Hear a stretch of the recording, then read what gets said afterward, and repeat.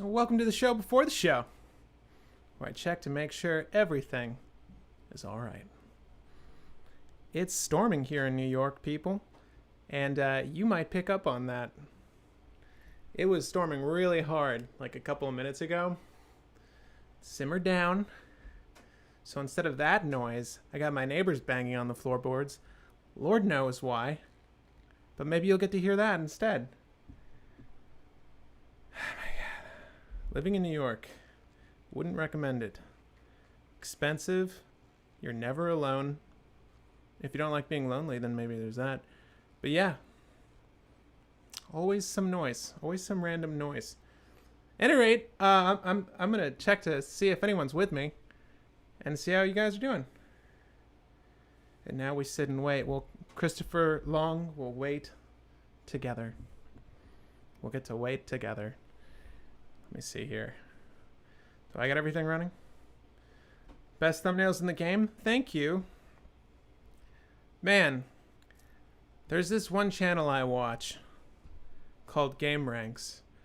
I love video games. They do a really good job for producing as much weekly content as they do. I see their thumbnails and I'm like, damn, could I get away with some of these thumbnails? They look so easy to make. But thank you for noticing the effort that goes into the thumbnails. The multiple layers, the cutting of sections to overlay over top of other sections. I appreciate that. But what about Salt Ice Super Friends? Much sad. Fabian, no worries. The second to last Tuesday of every month is the Brewmasters. I think, Fabian, you're still, wait, hold on. Well, I got you on the line, Fabian. You're literally next. You and Jeff. For Halvar Voltron with no stacks. And then your Sultai Super Friends, helmed by Thrasios and Tevesh, I believe was the request, right? With Teferi Chainveil and Thassa's Oracle, Jace's Wincons. We'll get there. All right, I'm putting these notes away. Anyway, yes, I'm here. I'm here for you. I'm here for you all. I guess I should start this by stating, if you're watching this after it's done being showcased live, skip about 10 minutes or so. Because this is not the what you came for. Not what you came for.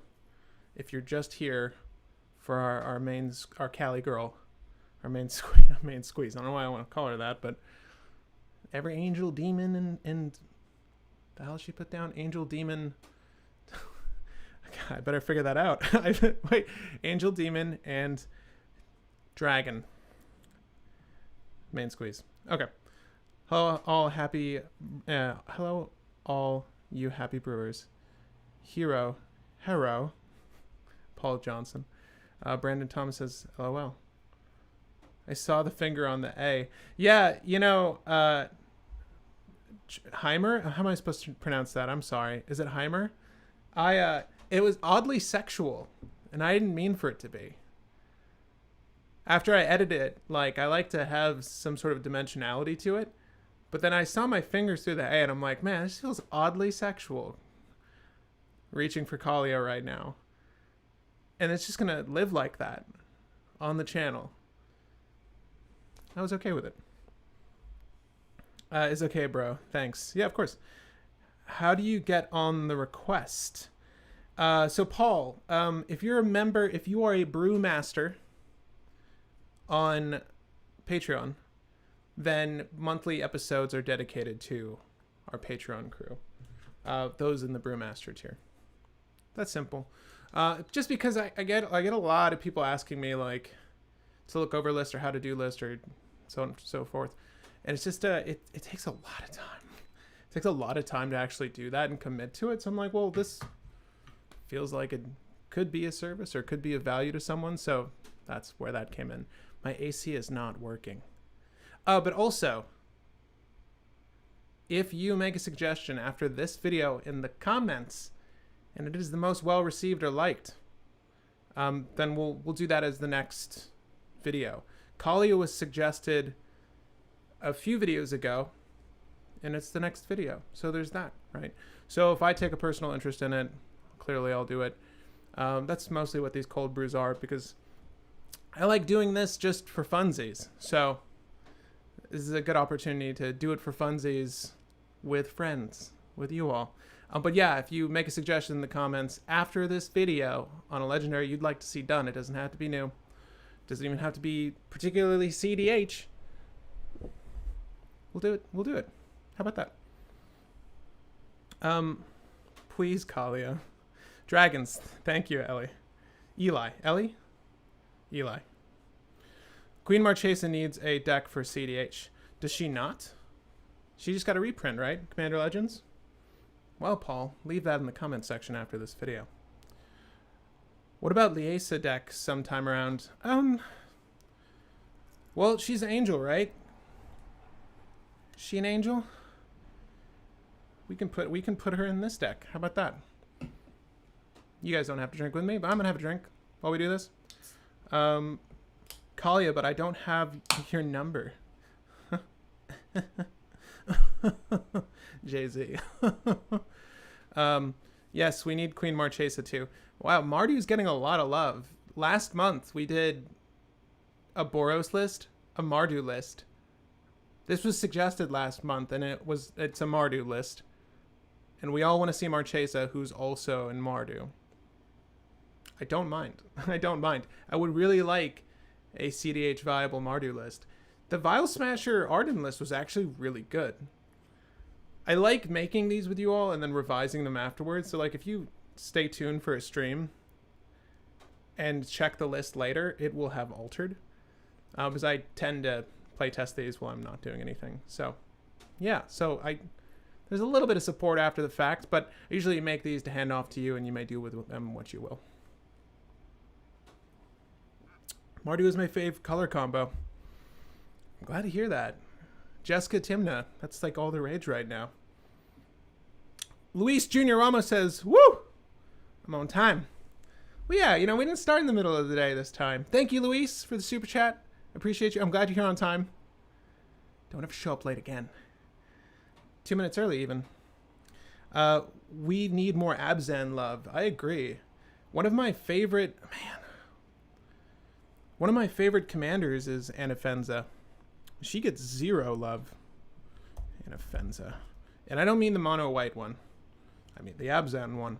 She's so good. I was just thinking about how cool Anafenza would be with our new boy, the Esper Sentinel.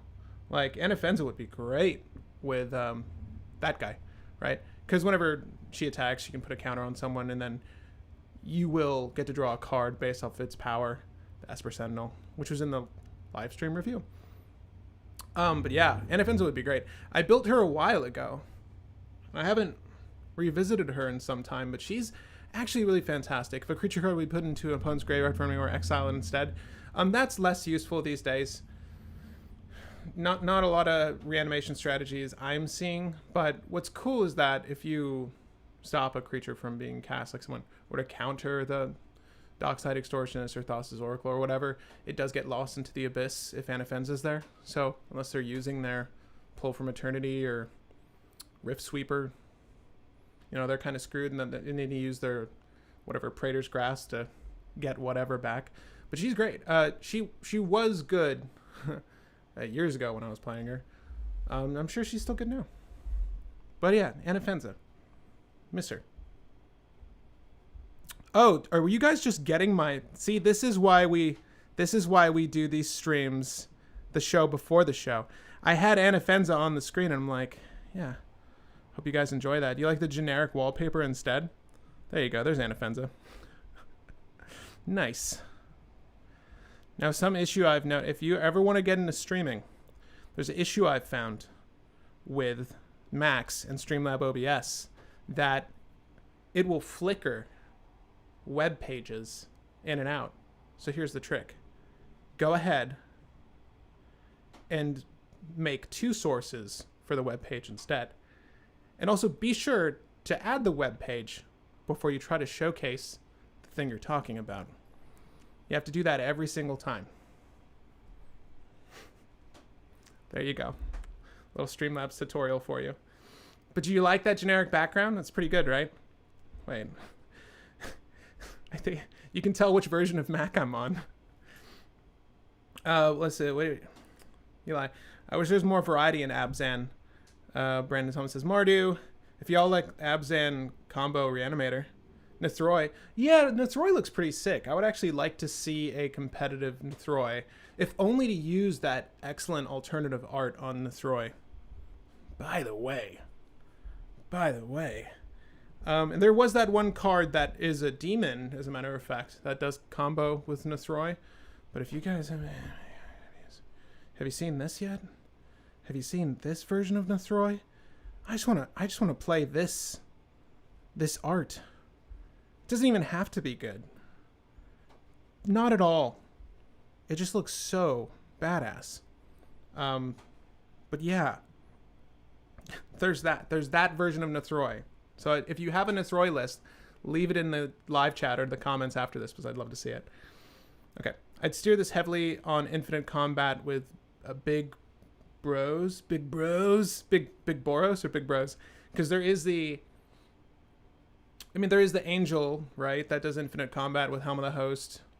There is Aggravated Assault, and if we have a means to make mana, which is more or less in green, but you have sort of Feast and Famine. There are some combos in Mardu, but they're not great. I guess we'll talk about that off the bat. They lean heavily towards your grave, and a lot of them like to be played with Underworld Breach. So that's the issue Mardu has in my book, especially when you're looking at someone like the commander we have today. Kintree Spirit was my first foil MTG card back in 2015. Sick. She's really good, actually. I think she's still in our power cube, as a matter of fact. You have to ask Justin. And happy birthday, Justin. If you watch this eventually. Today is Justin's birthday. And it is shitty outside, so apologies. That demon is very good. Okay, discount Cisco Ramon. Is that me? Who's Cisco Ramon? Was that a slight on me? I don't even know who Cisco Ramon is, Randy. Clearly Grave Love, but not sure what all to use. I have a one, haven't built it, wasn't sure what direction to take it. Eli, you have Nithroy, the Nithroy boy. Cheers to you. I'd love to see a Nithroy. All right. I think we're all here. Could probably start.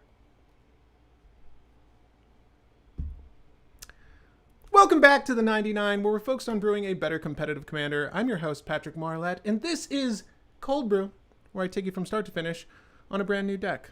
New for me, that is. And the subject for today's Cold Brew is Kaalia of the Vast. So for one generic, one red, one white, one black, if you were with us during the show, before the show, you'd know she's Mardu. Legendary creature, human cleric, 2/2 Bade. So squishy. Flying. Whenever Kaalia of the Vast attacks an opponent, so anyone, you may put an angel, demon, or dragon creature card from your hand onto the battlefield tapped and attacking that opponent. So, let's just start with the angel in the room. Kaalia. Absolutely gorgeous. Now the demon, well, the devil's in the details here. And 2/2. She dies to a stiff breeze. Those wings are frail. This is not good. And to speak of the dragon in the room, well, there aren't that many playable ones, right? So we might not always have a playable card while Kaalia is past Summoning Sickness or Haste Enabled or whatever route we go, and able to drop things from your hand. So basically you have a 4 mana 2/2 flyer. In what I'm hoping is not a lot of cases, but it seems like it's going to be a handful of cases. And unfortunately, I mentioned green earlier during the show, before the show, and green has all the tutors we actually want to find creatures. Mind you, we still have tutors in black, but, you know, the redundancy would be nice to find the creatures we actually want to be dropping turn to turn. Now, the inherent issues I see with Kaalia and the things I want to get off, right off the bat here, preface this video by stating she's slow. She's slow. All right, you'll put her down and you have to wait a turn, right? So there's the first fault. Also, her mana cost makes it difficult for her to be placed on the field quickly, right? Like commanders like Tevesh. Tevesh is 5 CMC. Tevesh is easier to cast than Kaalia because Tevesh is 4 generic and 1 black, where Kaalia is 1 generic, 1 green, 1 white, 1 black. So things like Jeweled Lotus, not as immediately playable as it would be in a list that utilizes Tevesh, because that's 3 black mana going into every one of its casting cost points, where the mana value here, we can meet 2 of any of those colors, right? And then you just have free floating mana that's useless. And same story with your Mana Crypt, Soul Rings, all that stuff. It's not easy to get Kaalia down with all the fast mana we have. It's not all the fast mana that we can utilize is going to actually go towards her casting cost. And this is just considering the first cast. Obviously, if she's been cast multiple times, a Mana Crypt will help to pay for her attacks, whatever. But she's inherently slow because of that, right? So that's one fault. But she's also slow because when you put her down, she didn't have haste. So you kind of have to chill for a second. And there are cards like Dragon Tempest. There's a couple of haste enablers we can put in the deck that will give her haste when she lands. So maybe we'll have to consider that. But there's a lot we need to work around to get her going. And because of that, and because of the nature of the game currently in 2021, when you're watching this, it's too slow to be considered a proactive list. So what territory does she fall into? Because of how slow she is to play out and the strategies that we can implement in Mardu utilizing her for her ability, I honestly see us leaning towards a heavy, heavy stacks list with a lot of value drops. Because I kind of just want to go to Beat Street with Kaalia. If you haven't guessed from the title, please attack me more. And I do mean my opponents. I really just want Kaalia to be going sideways every single turn and be dropping a ton of shit that will just hammer my opponents. So the faults with this are there enough stacks pieces in 2021 that are relevant to help slow down the game to enable a strategy like this? Yes, there are. And in Mardu, yes, there are. But the good ones that we want to be utilizing are going to hamper graveyards, right? Like Rest in Peace, stuff like that. So already, things that Mardu's kind of known for, like Leon and Relic Warder combo, which I illustrated in a recent short, which went over everyone's fucking head, but it was illustrated there. That goes infinite. World Gorger Dragon, that goes infinite. There's a lot of infinite combos that utilize the Grave in Mardu, and I don't want to use them, and I don't want to rely on Underworld Breach, and I'll tell you why. I'm not playing Kaalia of the Vast because she's the best Underworld Breach commander. I'm playing Kaalia of the Vast because she drops angels, demons, and dragons when I attack with her. If I wanted to play a list that utilized the graveyard with Underworld Breach combo, I would play my Rograk and Tevesh list. Simple. Simple. If I want to play World Gorger Dragon, I would play Anya Falconwrath. There are better lists that do those tricks, that play for that strategy. Kaalia of the Vast, the way she reads to me, she wants a slower game, she wants to play out value, she wants to hammer away at people and destroy them. So, that's the route I want to take this list. Does that mean we're combo lists? No. No, it doesn't. And I sat a couple hours before the show looking over combos that don't utilize the Grave in Mardu, and I gotta say, I don't like any of them, because they're all 3-card combos. They work without Kaalia, but a lot of the components happen to be angels, happen to be dragons. So we could actually utilize Kaalia to help cheat out parts of the combo. So there's that. All right. I'm going to turn to you guys, but I want you all to know that if you have something you want to suggest for this list, because Kaalia has been around for a while, feel free to do so in the chat. I might not immediately see that or respond to it, but if you super chat, obviously it's going to live on the screen here, live in perpetuity, and I will get to you with immediacy, and then we can, of course, talk about whatever you suggested. But also, on that same note, because Kaalia has been around for a while, I'm sure there are probably people that have made Kaalia, whether casually or competitively, in the audience. And you probably have a lot more knowledge than I do on Kaalia, because I've never seen Kaalia played, and I could be completely off base with what I'm saying about her right now. But as I see her from brewing many a Mardu deck, I feel like that this is the route we should take her. However, I'm always happy to hear suggestions, field them, play with them, and see if they work out. But obviously, you know, again, she's been around for ages. So if you have a list or there's a good list you like, feel free to leave it in the comment section, either live chat or comment after the video, so people can check that out too. But let me see where you guys are at. Pablo says, Kaalia is my favorite commander. 3 CMC or 4 CMC, Pablo?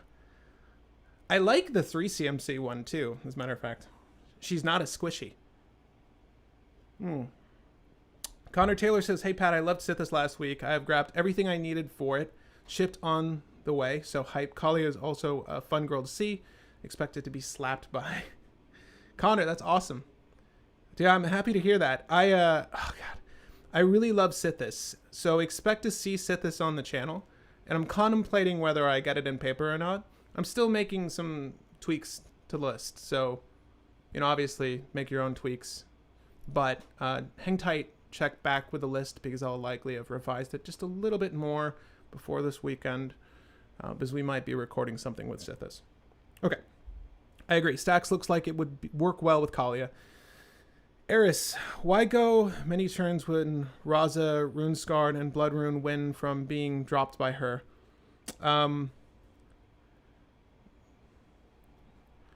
What do you mean, Eris? What do you like, Runescarred? Okay, so I Runescarred Demon.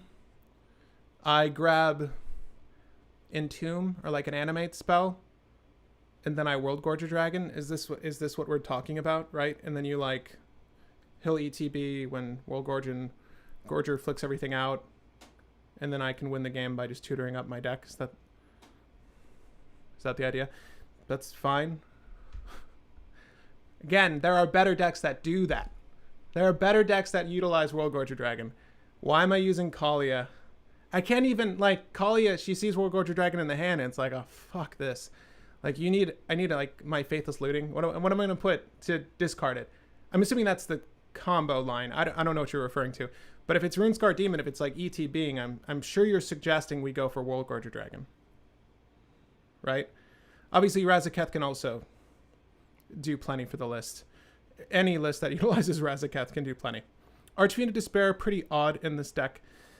So yeah, guys, if you want to check out the deck, there's a link in the show notes, so you can follow along as we build it. Destroy them. Do we have any kind of budget to consider here? No, just free for all.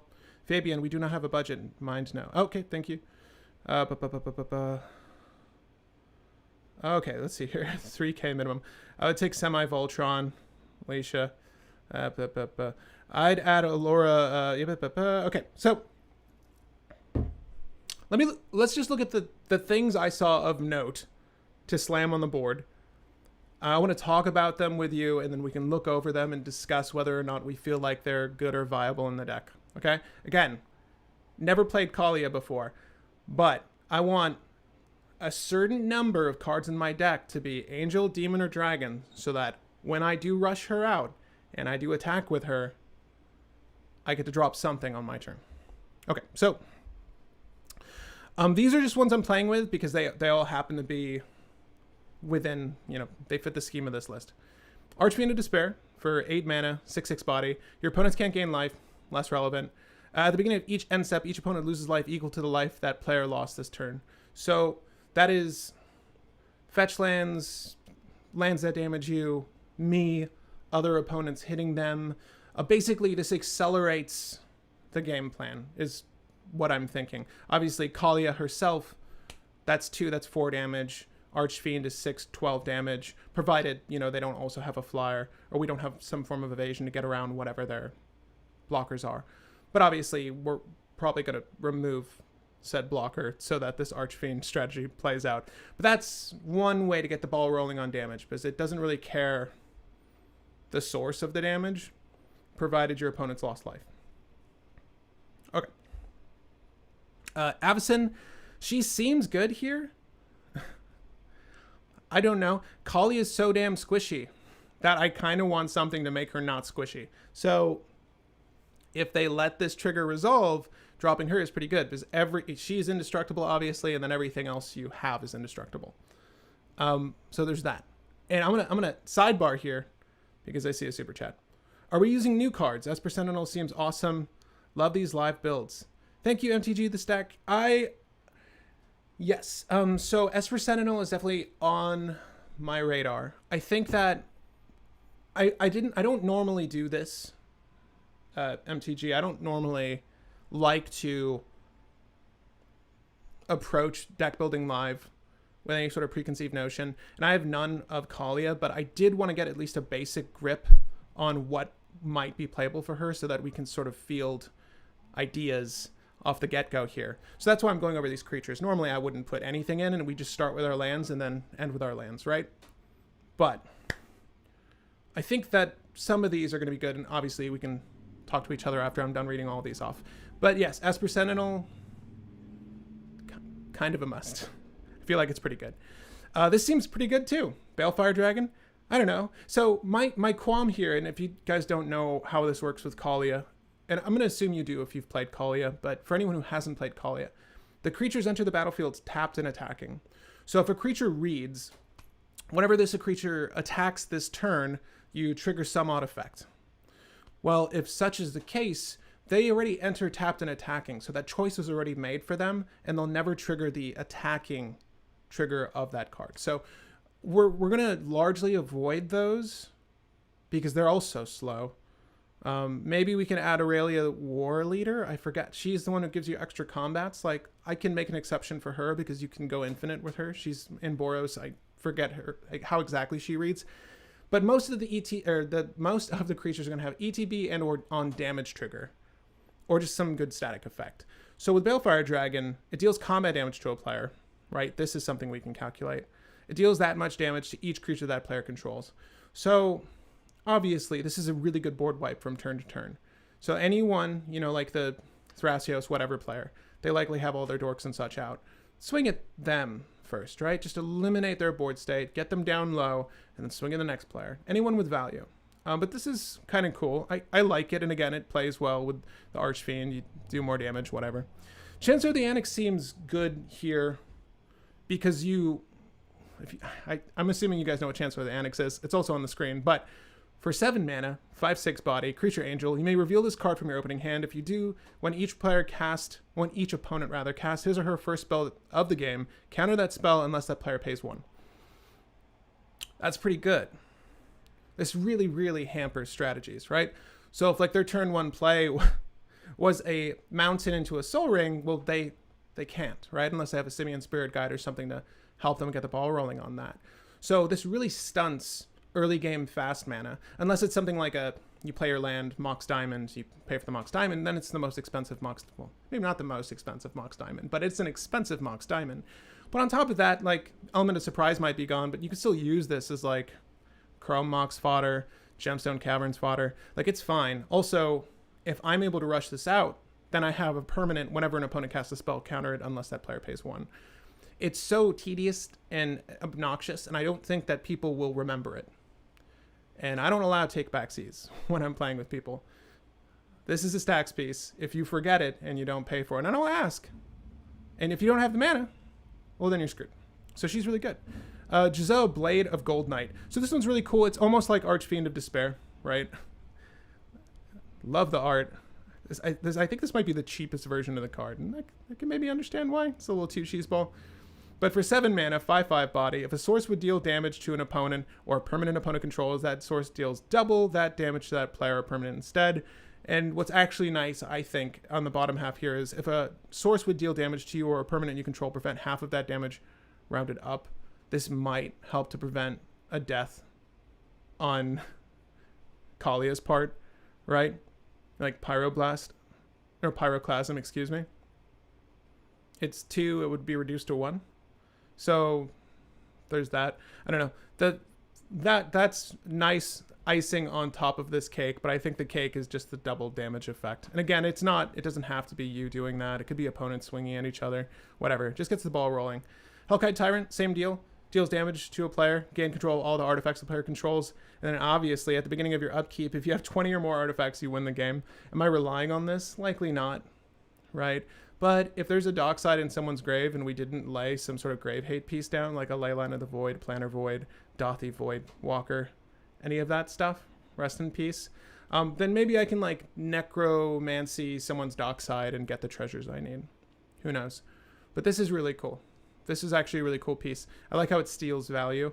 And also it's a 6/5 with trample, so it's a good way to get in there, right? Lord of the Void. Deals combat damage to a player, exile the top 7 cards of that player's library, then put a creature card from among them onto the battlefield under your control. Talk about stealing value. That, to me, the more important part is kind of just exiling stuff. It's really good against top deck tutors, but it's also really good at just removing potential resources and or win cons from your opponent, right? Anything to make my opponent's life more difficult, namely the proactive list, Lord of the Void is going to swing at them. You'll notice a trend here is that all these creatures have flying thus far, if I'm not mistaken, and that's something that was kind of important to me because I want them to get in there. Next up is Ob Nixilis, a card you don't see played but is quite good. So for 6 CMC, whenever an opponent searches his or her library, that player sacrifices a creature and loses 10 life. The loses 10 life bit is what I like. Whenever another creature dies, put a 1/1 counter on Ob Nixilis. So obviously it just gets bigger, gets better, and you're triggering this ability all the time, potentially. I like Ob Nixilis quite a bit. And then we have Razakath. I don't think I need to explain Razakath. I don't think. But basically, this is good with Kaalia because if we do want to assemble a combo, there are token generators in red. There's some good ways to like put. Normally, you think of Razakath, you think of like life and death and like sort of speeding out a combo that way. But with all the bodies we're dropping in Kaalia herself, like if she's so squishy, if she's about to die, or if I got Razakath down and I can shoot for a combo, like I'll kill her and get Kaldrotha Rebirth or anything that's going to produce a lot of tokens and then manipulate those to get a win. And there's no combo baked into the list yet that I'm thinking of. But again, you know, we can add a combo. And Razakath. Now, mind you, this doesn't have flying. This was the added very last minute, but I'm like, you know, not all the demons or angels or dragons need to be high CMC. This is actually kind of good in tandem with Kaalia because one, you put it on the field tapped and attacking, it will have attacked this turn and you can activate Boast, right? So there's a cool way to cheat in this effect. I think Razakath and Kaalia kind of play well together. It's a new tutor from Call Time that I'm pretty sure we talked about during the set review that I've wanted to play with, and this feels like the list for it. Okay, that was a lot of talking. I am gonna switch over to you all. What do you think? Am I talking out my ass?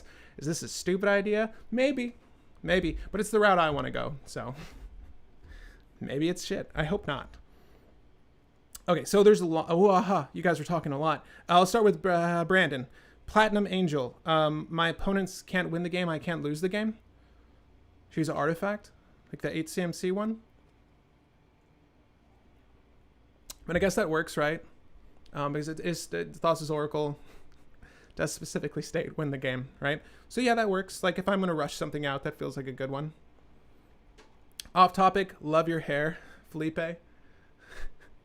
Thank you. Does it look good right now? It's so humid right now that it's pretty frizzy, but I appreciate that. Thank you. I do work on my hair occasionally. Fiendish Duo. Actual trash suggested Fiendish Duo. So I'm reluctant to see, but Fiendish Duo. I know it's like the two little devils on the from this precon set or whatever, right? Game Night 2019. If a source would deal damage to an opponent, deals that much damage. Yeah, this is sweet. If we want more of this, but it's a devil, right? And we don't put devils onto the battlefield for free. So let's imagine the best opening hand for Kaalia. That would look like, what would it look like if you magic get her out by turn 1, turn 2? What do you have in your hand on turn 3? Fabian, to respond to you, that's my issue, right? Like I was saying off the bat, she's very difficult to cast. So really, like the magic turn 1, turn 2, the magic turn 1 hand, the thing we're going to mulligan for is ideally going to have stacks and maybe like a few pieces of fast mana, but I'm not really aiming to get her down on turn 1 or 2. And I know that sounds crazy, but 1, it's going to call too much attention to me. 2, is that hand going to have one of these value creatures? And which one is it? Because Razakath is not good to drop that early. Like if I don't have the resources to really leverage it, right? Unless we bake in a combo that will work instantaneously with Razakath, which we haven't yet. But some of these just feel iffy, right? So especially like Chancellor of the Annex, like if I show Chancellor of the Annex and I have a turn 1 Kaalia, well then everyone's going to remove Kaalia. Like obviously. And then the rest of that hand was probably used all used to cast Kaalia on turn 1, right? Practically speaking, if that's the ideal turbo hand or proactive hand. So that's why I mean that I don't see this as a proactive list. Like I will probably be content laying down value pieces, laying down stacks pieces, and getting her out comfortably on turn 2 to 4. But I'm not trying to push her out on turn 1 or even 2 necessarily. Okay. Master of Cruelties is basically an auto including Kaalia. Master of Cruelties, if you guys don't know, if Master of Cruelties attacks and is not blocked, then you will reduce an opponent's life total down to 1, and Master of Cruelties doesn't assign combat damage this turn. I'm paraphrasing. That's fine. I would rather knock out everyone at once, but if we want Master of Cruelties, then we can do that, right? Because if I do that, like who am I targeting? I guess I remove the biggest proactive threat, but I do consider my opponent's resources.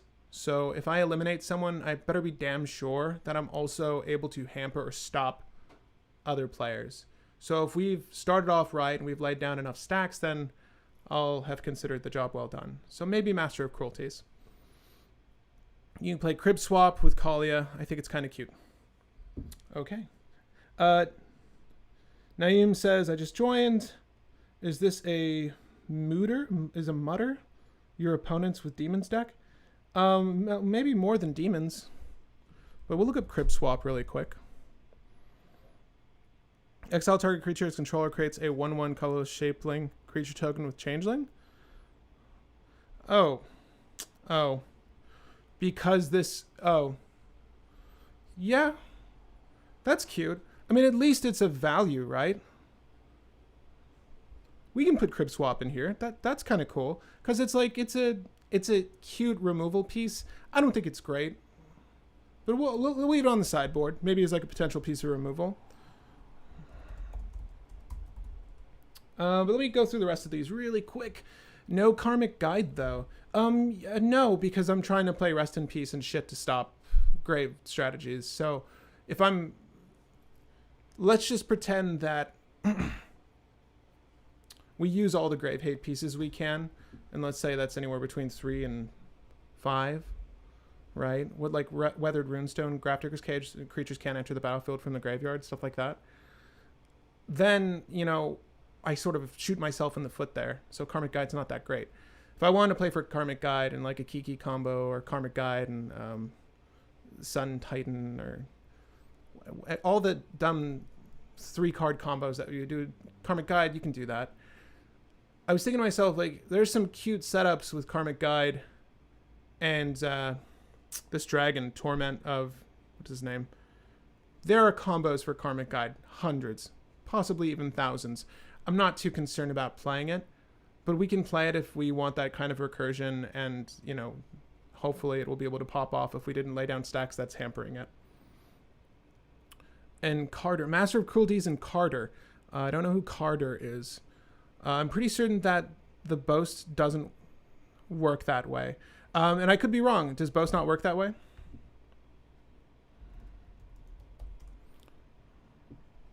Activate this only if this creature attack this turn and only once each turn. Tapped and attacking, right? It will have attacked. Someone can correct me if I'm wrong. It's not like a trigger. It's just a static effect. Did or did it not? But I could be wrong. I'd like to know. Kakusho is a solid creature and has good effect. Okay. Safara could be cute. I forget what she is. Does she help with skincare? Or just cosmetics. Aurelia, the war leader, misses the attack trigger. It does indeed. Kakusho is pretty good, yeah. Angelic Arbiter. This is a stacks list, I'm assuming. This. Thank you. Fate of Milo.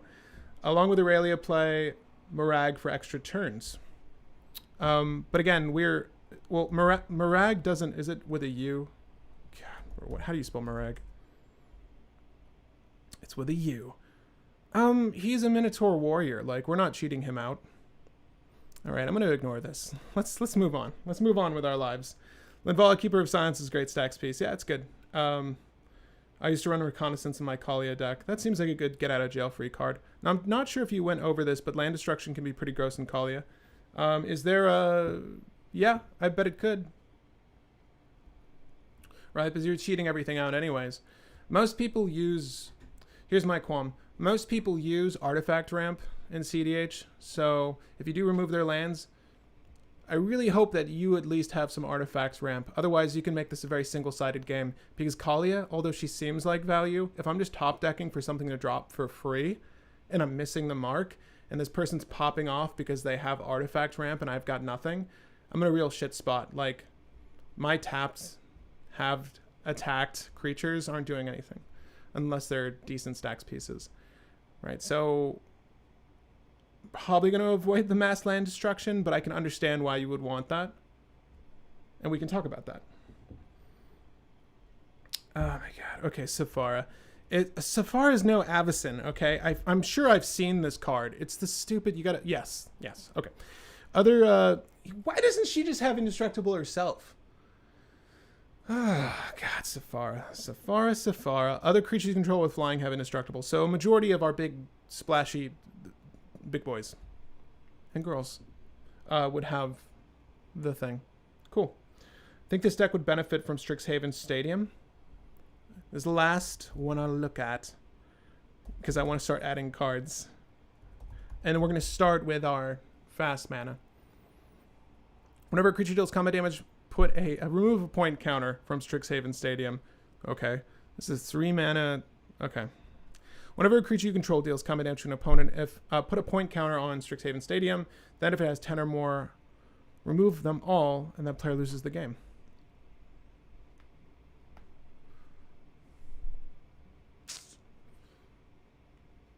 Isn't there an angel? Wait.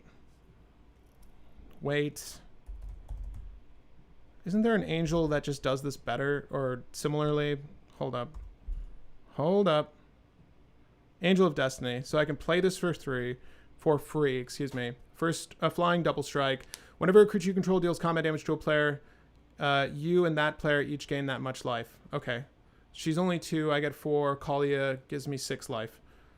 It's not enough. At the beginning of your end step, if you have at least 15 life or more than your starting life total, each player, Angel of Destiny attack this turn loses the game. I feel like that's better if we're trying to look, I think Master of Cruelties, which was suggested earlier, is better if we're trying to eliminate one opponent at a time. And then I would say the Angel of Destinies is under that. And then I would say the Strixhaven Stadium. Not to undermine the suggestion. I just think that this is a lot of work, personally. I could be wrong. It could be very easy to trigger, and I'm just completely off base. But I feel like Master is probably the best for that sort of effect. But if you want to do that, you can do that. I think you can add that. But let's add some fast mana. Let's get the ball rolling on fast mana here. So we want to do Mox Diamond. It's not how you spell diamond, Pat. Okay. We're going to add Chrome Mox. Lotus Petal. Jeweled Lotus. Mana Crypt. Soul Ring. See here. Terror of the Peak. Is that the one I was thinking about, Fate of Milo? Yeah. There's some combos with Terror of the Peak. Yeah. This is a really cool card. You don't see it often, but there are some really cool combos with this guy. There's actually a 2-card combo with this guy, by the way. But it's in Gruul. So you would need green. If you guys want to know what that is, I can let you in on that little secret. But it's actually a really cool card. Again, it's just very costly. I don't think most decks want to run that. But yeah, hit me up. Fast mana. We got Mox time. Is this a deck that could benefit from a Jeweled Amulet? Probably. It's not fast mana, mind you. I'm not really high on Mox Opal in a lot of cases. I like Mox Opal in lists that are like fast tracking the game with ad nauseum, right?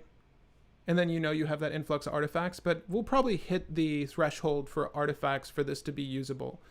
In my book, I want at least 18 artifacts in the deck to include the Mox Opal for it to be playable. But let's just pretend we get there. I think we will. Signets. Have we looked at the meta cEDH list yet? No. Gives a no. I'm not. I think you were here for the beginning. I don't like to taint my perception of how a list should be run.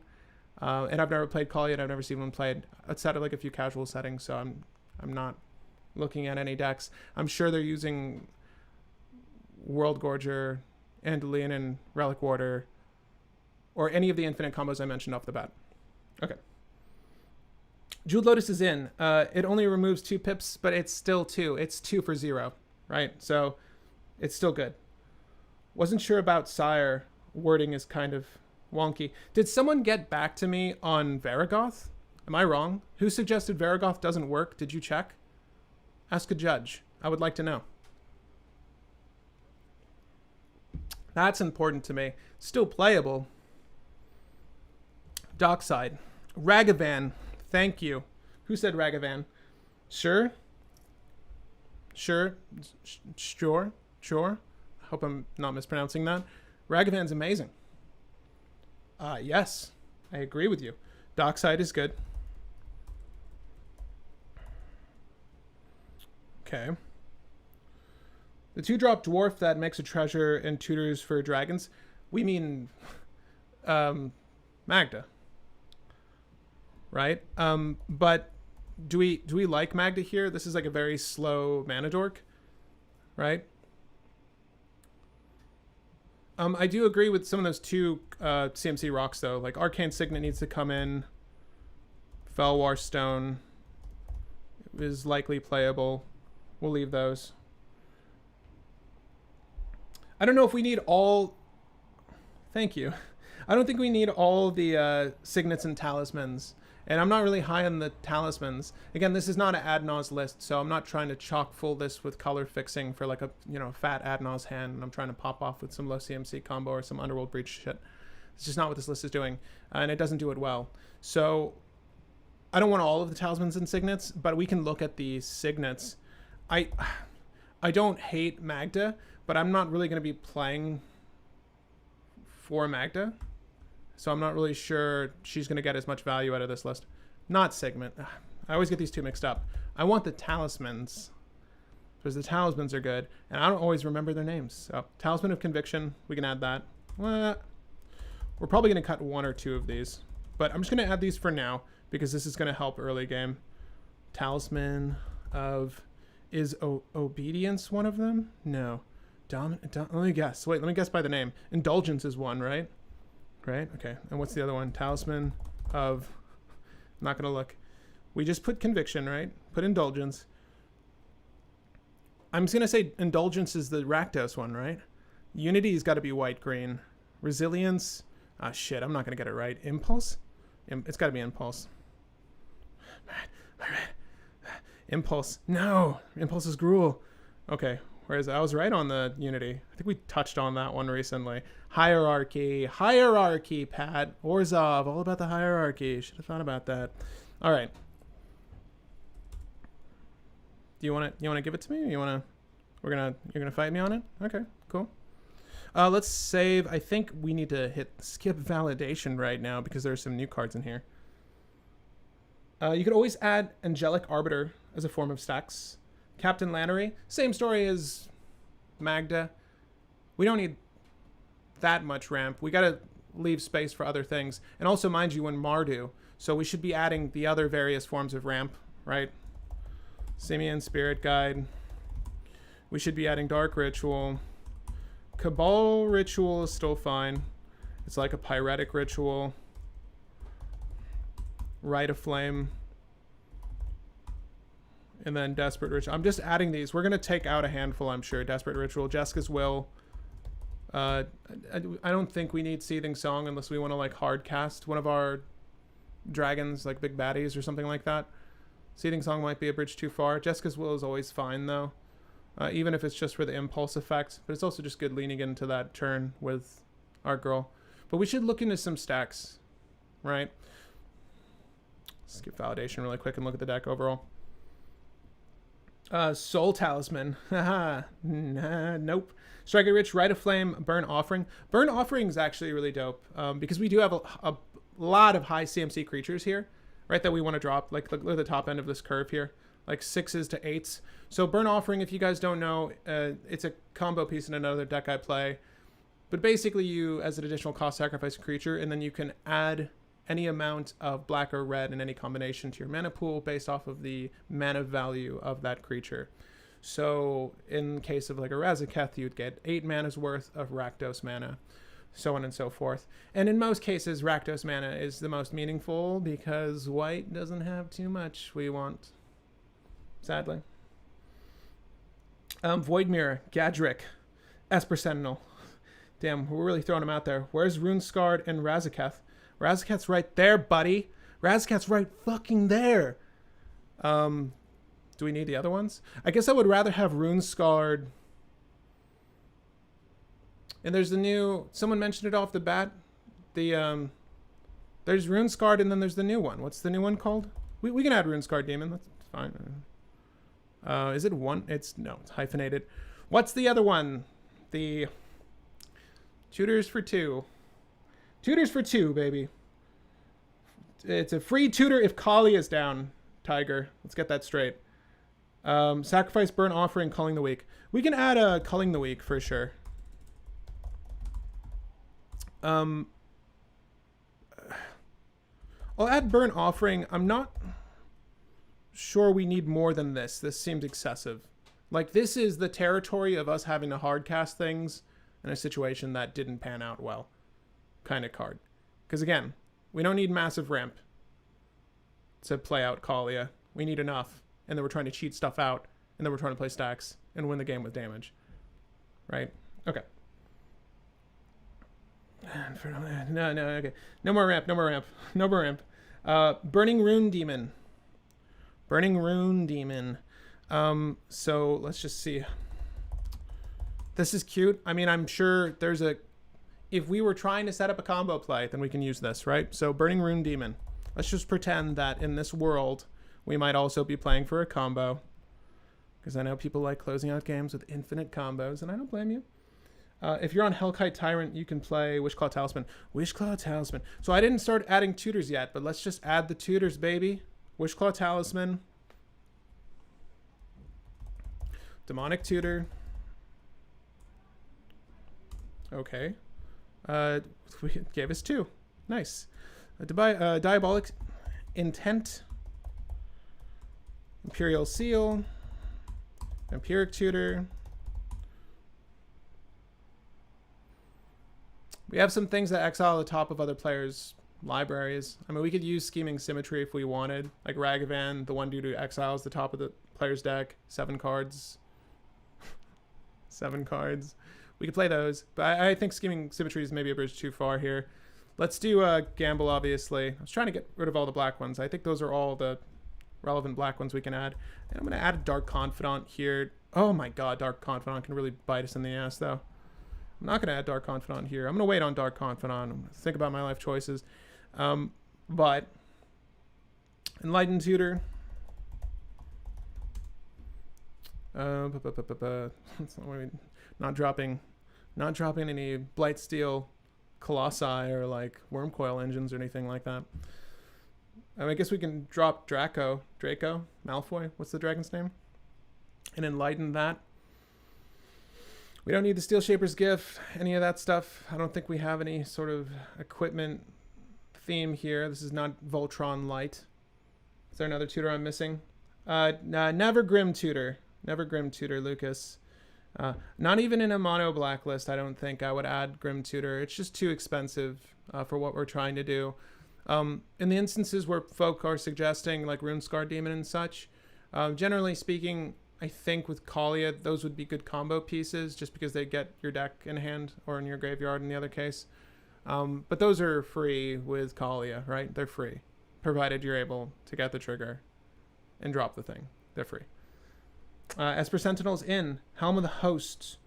Helm of the Host. Helm of the Host is not going to go in here unless we have a combo piece for it. So like Aurelia or Godo. We can't cheat out Godo. And Helm of the Host is expansive to set up. And that's not the combo I would aim for either. Draco or Scion of Draco. Yeah, so yeah, Travis, there's those. I mean, we could do those, right? Keen Duelist uses high mana value to advantage. Keen Duelist? Well, we're not really generating mana outside of the some odd rituals we have, but we'll look at Keen Duelist. At the beginning of your upkeep, you and target opponent reveal the top card of your library. You each lose life equal to the mana value of the card revealed by the other player. Revealed by the other player? You each put the card you revealed into your hand. Huh.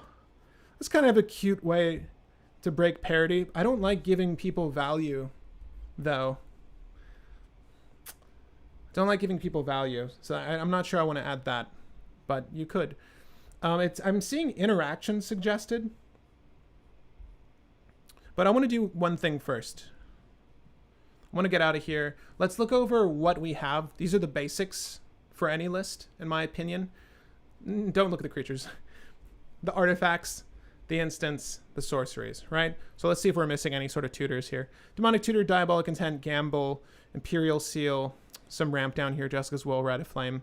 We have the Vampiric Tutor, Pyretic Ritual, Enlightened Tutor, Desperate Ritual, Dark Ritual, Culling the Weak, Cabal Ritual, and Burnt Offering. Again, I'm not certain that these all stick, but they could. Who knows? Who knows? But moving on, we have, again, like I said, my threshold for Mox Opal being viable in many a game, because I've seen Mox Opals hit the field and do nothing for the duration of the game because people did not have enough artifacts for it to pop off. We're at 14 and I want to be at 18 for that.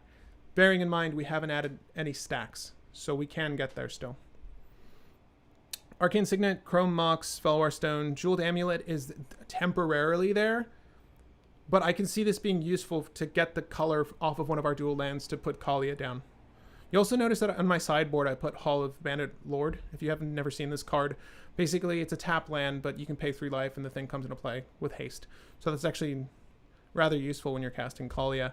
However, it's not good enough in my opinion. I would rather find a different haste enabler. I think I mentioned one, I was researching a little bit, but I think Dragon Tempest is something that I might want to put in the list, just because it doesn't rely, despite its name, the haste enabling effect. Whenever a creature with flying enters the battlefield under your control, it gains haste until the end of turn. That seems good for 2 CMC, right? We can lay down stacks the first turn. Next turn, we can drop a Dragon's Tempest, maybe hold mana for something else. And then when we do drop Kaalia, she can pop off instantaneously. So maybe the mana we held grabs a Vampiric Tutor, or uses Vampiric Tutor rather to put something on top of our deck, yada yada yada, go off from there, right? So that seems good. Like, this seems to play well on curve so far as I see the way I see these turns playing out, excuse me. But whenever a dragon enters the battlefield under your control, it deals X damage to target creature or player. This is where I would want like World Gorger. This is where I would want World Gorger, because the back end of this, I imagine that this is an outlet for someone's Kaalia deck. It's got to be. Like, this screams useful in Kaalia, where it wouldn't be useful in other lists that use World Gorger Dragon. For a majority of the top cEDH lists that rely on World Gorger Dragon, which is really volatile, by the way, if you've never played a list with World Gorger Dragon combo, and if you haven't seen it illustrated, watch the previous YouTube short, I guess. It's really damning, and I don't recommend you do it unless you're confident you can pop off with it, right? So maybe this is where you can sort of make an argument for the World Gorger Dragon combo at least, but this is one card I'm not necessarily going to aim for every game. But I do think that it's good if we get it. And we can look at other haste enablers as well. But yeah, I think we have a majority of everything we want. And guys, let me know if I'm missing anything so far as ramp, tutors, all that stuff is concerned. Pressure the Nas player. Yeah, and that's, I kind of want haste enablers for that, because we are playing stacks, but at some point someone will inadvertently enable another player, likely the Adnos player, by removing stacks because it's hampering whatever their play is as well. And heaven forbid you're against like 3 turbo Adnos list, then you really need to pull a lot of weight, a lot of weight. So I imagine us using a lot of stacks. God, and just don't, those are the worst pods. Like if I'm sitting down and everyone's playing a proactive list, I just switch decks. Like I'm not gonna suffer this. It's so bad when you are the only control, the only stacks player in a pod. It is the worst because there's an expectation put on you to handle everyone's situation, and it's a big old circle jerk. They're like, yeah, feed my dark side. I'm gonna fast mana. I've got 7 artifacts. I'm gonna.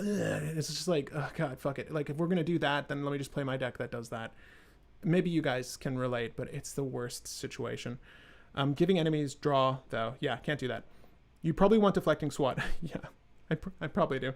Hi, MTG Combo Central. Thanks for joining. Anger is good, right? We need to control a mountain. Anger needs to be in our graveyard, and we don't have any rummage effects quite yet. Kaalia doesn't naturally discard cards, nor do we have anything that's doing that in the list, but we can consider Anger. Usually I find Anger to be a dead draw, and I don't play it. But it could be good here, in case you guys don't know what Anger looks like. Okay. Maybe Earthquake. Haul the Bandit for some haste. Boulder, we just talked about that. Yes, the boast mechanic requires a creature to be declared as an attacker.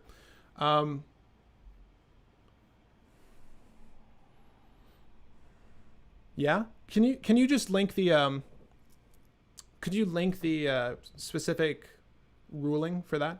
Actually, I really love to see in the comprehensive rules what stipulates that, because I'm trying to get the distinction between that and other various mechanics that work on attacking. But thank you for that, Balder. Actual trash, $5,000 deck. Is it $5,000 right now? Is it $5,000 right now? Oh my god.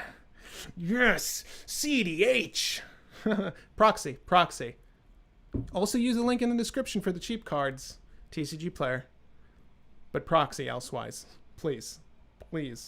Mass hysteria is like the concordant crossroads of red. Is why proxies are great, though. cEDH, yes. For cEDH, you're absolutely right. They're great for cEDH. This next Friday short, we'll be talking about proxies. Such a delicate talking point. Gotta tiptoe around some people. But I got an interesting message to share on proxies. Activate only if this creature attacked this turn and only once each turn. Yeah. But tapped and attacking makes me think, well, it did attack. It wouldn't trigger when X attacks, but it did attack, which makes me think Boast would be able to navigate this. But again, I could be wrong. Here you go, Pat. Yeah, I'll take a look at it as soon as you put it down. Meltdown, activate only as a final push at the end of the game. You could add fling. You could. I wouldn't play without proxies. Wear and tear of 5 to 10k decks, physically losing money for playing with physical rares, cards, fills rares. Yeah. I've converted many of my decks to proxies at this point. The only one I keep in actuality is Teshar up there, and it's already grossly expensive. It's too much money to have invested in a singular game, I must say. As a collector of sorts for this game, I can kind of justify it. But as a player, I don't want people to feel challenged by the size of my wallet. I kind of want us to be on the same footing. And inarguably, an original dual land is going to be better than any sort of alternative in many cases. You know, Shocklands, this much less so. But if my deck is chocked full of all these absurd pushed cards that just are outrageously expensive, it's inherently going to be better than a majority of the rest of the stock, right? So proxy away as my personal message for today's video. Okay, so we've been talking about a handful of interaction pieces and a handful of stacks pieces. So before we take this halftime, because Papa's gonna need a break, let's add some stacks. Someone mentioned Void Mirror. I think Void Mirror fits here, right? I don't want to use tax effects, but I do want to hamper graveyards, and I do want to hamper... So, let's look at... I'm thinking about like Grafdigger's Cage and the Weathered Runestone, right? So players can't cast spells from graveyards or libraries. That effectively stops any list trying to use Underworld Breach. Then creature cards in graveyards and libraries can't enter the battlefield. This is good because it doesn't, like, we're putting something from our hand on the battlefield. We don't care. This is mostly going to stop lists that use green tutors, like Finale of Devastation, all that stuff. And there are obviously other synergies for this, but they don't hamper any of our plays. So, I think Grafdigger's Cage is fine here.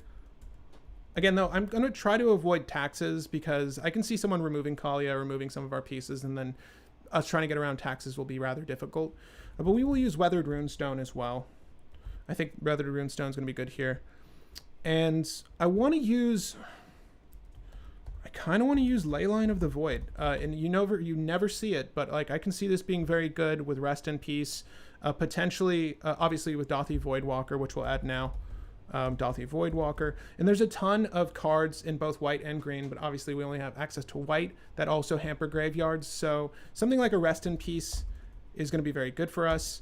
And this doesn't mean we can't add a graveyard combo or some sort of shenanigan that utilizes our graveyard just because we're using these types of effects. It just means we need to be very precautious about how we map out our turns and sequence things. That's all. We can still, if we want, play with a graveyard combo. For the people, you know, showing up late, I did mention off the bat that that's not necessarily the route I want to go, but we can still add a grave-based combo. Lastly, there's this other one. Did I add Leyline of the Void? I want to add Leyline of the Void at least. Because it's asymmetrical, right? That doesn't hurt as much as Rest in Peace. But there's also Planner Void, which is extremely underrated in my book. But basically, whenever another card is put into the graveyard from anywhere, exile that card. So whether this be like a Gitrog strategy or a Brain Freeze strategy or anything that's going to try to manipulate any sort of mass milling, we're going to stop that. Obviously, it stops us as well, but if we have Necromancy in our list and we are trying to use, again, Graveyard Combo, we can skirt around that, and that'll be okay. Right? Okay. Let me see what you guys have to say. The Abyss, War's Toll. Okay, so Stranglehold was suggested. I'm going to just say that we just put Opposition Agent in for that same effect, and I think that'll be the one of that effect, and I think that's okay. Stranglehold's just a little too expensive for me, but if you want to add it in your list, obviously, you know, tutors are very potent. But we also have Ob Nixilis to hurt those people for doing that, so I don't feel so bad. Dothy Voidwalker we added. Taxing effects also make Void Mirror worse, and Matt Robertson is correct there, right? And this is something we talked about in a review, if you joined for the review, because that gives players the opportunity to play the spell, or rather cast the spell, with colored mana, right? And if you don't remember Void Mirror counters it unless they paid with some form of colored mana. Cursed Totem and Draneth. I think Draneth is definitely a good suggestion here. Now, someone was suggesting Linvala, Keeper of Silence, as a potential stacks piece. And I used to like her a lot, but the game plans have changed for most lists. Not a lot of people use activated abilities on creatures to win the game. Like, I saw a lot more Razakaths. I saw a lot more Thrasioses before, but people have sort of migrated off them. However, I've been seeing a resurgence of Thrasios at least, and this does hamper Thrasios. And obviously there are other commanders that have activated abilities that you want to be stopping, things like Savala and such. But do you all like Linvala, Keeper of Silence? Would you want to, if you played this list, would you want Linvala out there as a potential stacks piece? Because one, she's 4 CMC, she's easier to put down, but we can also cheat her out if we played Kaalia. I don't feel like she does enough for my meta, is what I'm saying, but I can understand why you would want it. And same for the, someone suggested Cursed Totem, which was just reprinted with this gorgeous art. But yeah, same concept here. Do we want both of these? One of these? What say you? Someone suggested Winter Orb. Milo, I will agree with Winter Orb. But let me look up the... I have a foiled Cradle and never use it. Damn. That's upsetting, man. I can understand why, though. Linvala, Aven Mind Sensor. Again, I'll add Aven Mind Sensor, but I feel like I'm going to sideboard it. But let me see here.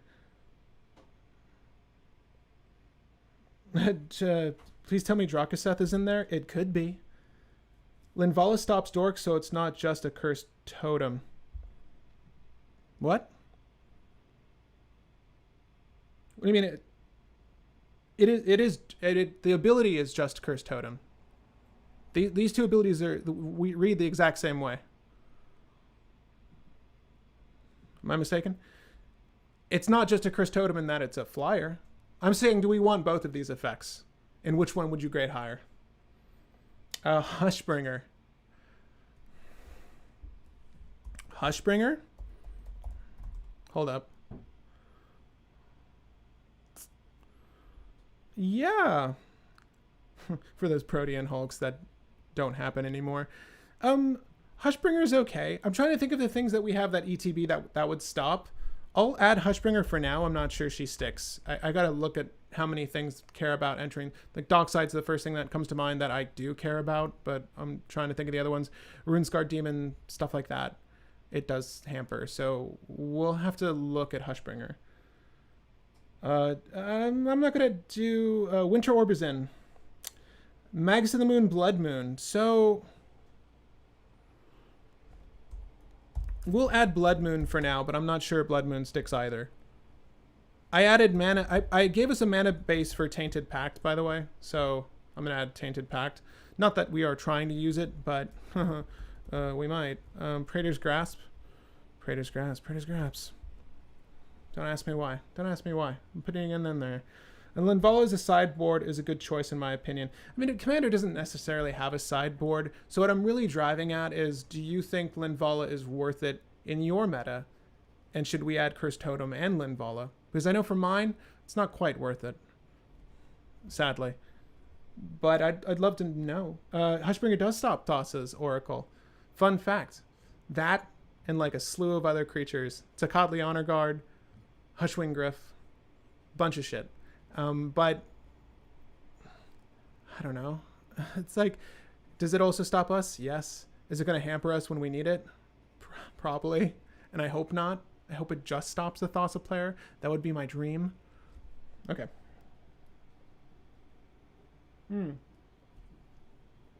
We have Chancellor of the Annex in already. We do have Esper Sentinel. It should be... Oh, son of a gun. Didn't add it. Wait. I swear to God, I put Esper Sentinel in. We do need a draw engine, though. And Tome of Legends is one of my favorite. Okay, Tome of Legends. What draw engines do you want that aren't Dark Confidant? Because hot damn, I'm not going for the reverse Bob, which it was called in the chat. I'm not going for Bob. Too much damage. God, do we use Phyrexian Arena? No. Don't tell me. Don't tell me we use Phyrexian Arena. What other draw engines do you want, gang?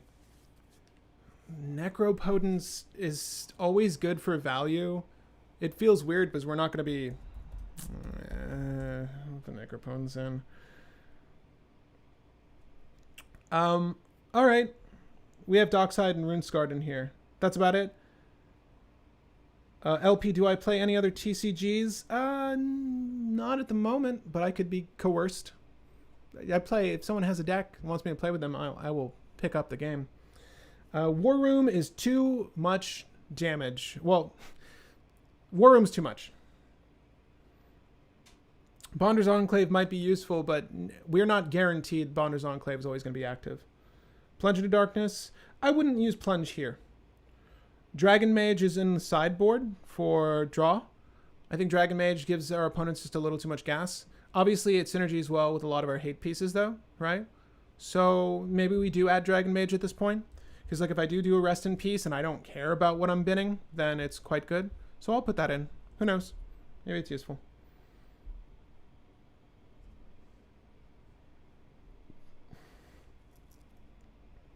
Put the wheel in. Wheel of Fortune? I'll put Wheel of Fortune in, but I got to tell you, I don't want this to bite me in the ass, okay? Villas Broker of Blood. Do we like Kaalia, not Thalia? Did I say Thalia over Kaalia at some point? Maybe. Azra Oddsmaker. Let me just... I mean, I only lost to this recently, but... Azra Oddsmaker. At the beginning of combat on your turn, you may discard a card. If you do, choose a creature. Whenever that creature deals combat damage. And they're like, well, now I've got double the reason to kill your Kaalia. Do we like Azra Oddsmaker? We have natural evasion. It's 3 CMC. What I see happening is that the turn before I cast Kaalia, the next turn I cast Azra Oddsmaker, and then I try to pop off with Kaalia, draw a little bit, right? I could see that being useful. We'll add Azra Oddsmaker as well. Oh, building Spooky Boros. Well, more than Boros, but yeah. Is Prismatic Ending good enough for cEDH? I don't know. Maybe. Grand Abolisher can suck a dick. I will never add Grand Abolisher to any list. Fact. Mindblade Render. Mask of Memories. Gonti. Okay. Halftime. Halftime. Halftime. We need to add interaction. However much interaction we're going to add. And then look at the general synergies for this list. See if we want to add any form of combos to the deck. Because it's really just stacks. Okay, so we've met the threshold for Mox Opal to be viable, in my opinion. I don't want Defense Grid. I don't want Defense Grid because it opens up too many plays for my opponents. I don't want Grand Abolisher because I don't give a shit if you have interaction on my turn. If you're going to remove Kaalia, remove Kaalia. You're likely going to remove Kaalia at the end of this person's end step. What am I doing on my turn that's so valuable? What am I doing on my turn that's so fucking valuable that I need Grand Abolisher? Nothing. Nothing in this deck. As it stands, nothing. If it was a heavy combo deck and you needed that crutch, then I would suggest Grand Abolisher. But Grand Abolisher is one of my least favorite cards. I sold the copies I had. I don't play it anymore. Useless. Play the game. I'd just play the game. I don't care. Do you want to... Oh, hey, those are stacks pieces we could have added, though. Because I still don't mind Deafening Silence. Like, I don't mind... Let's add those really quick.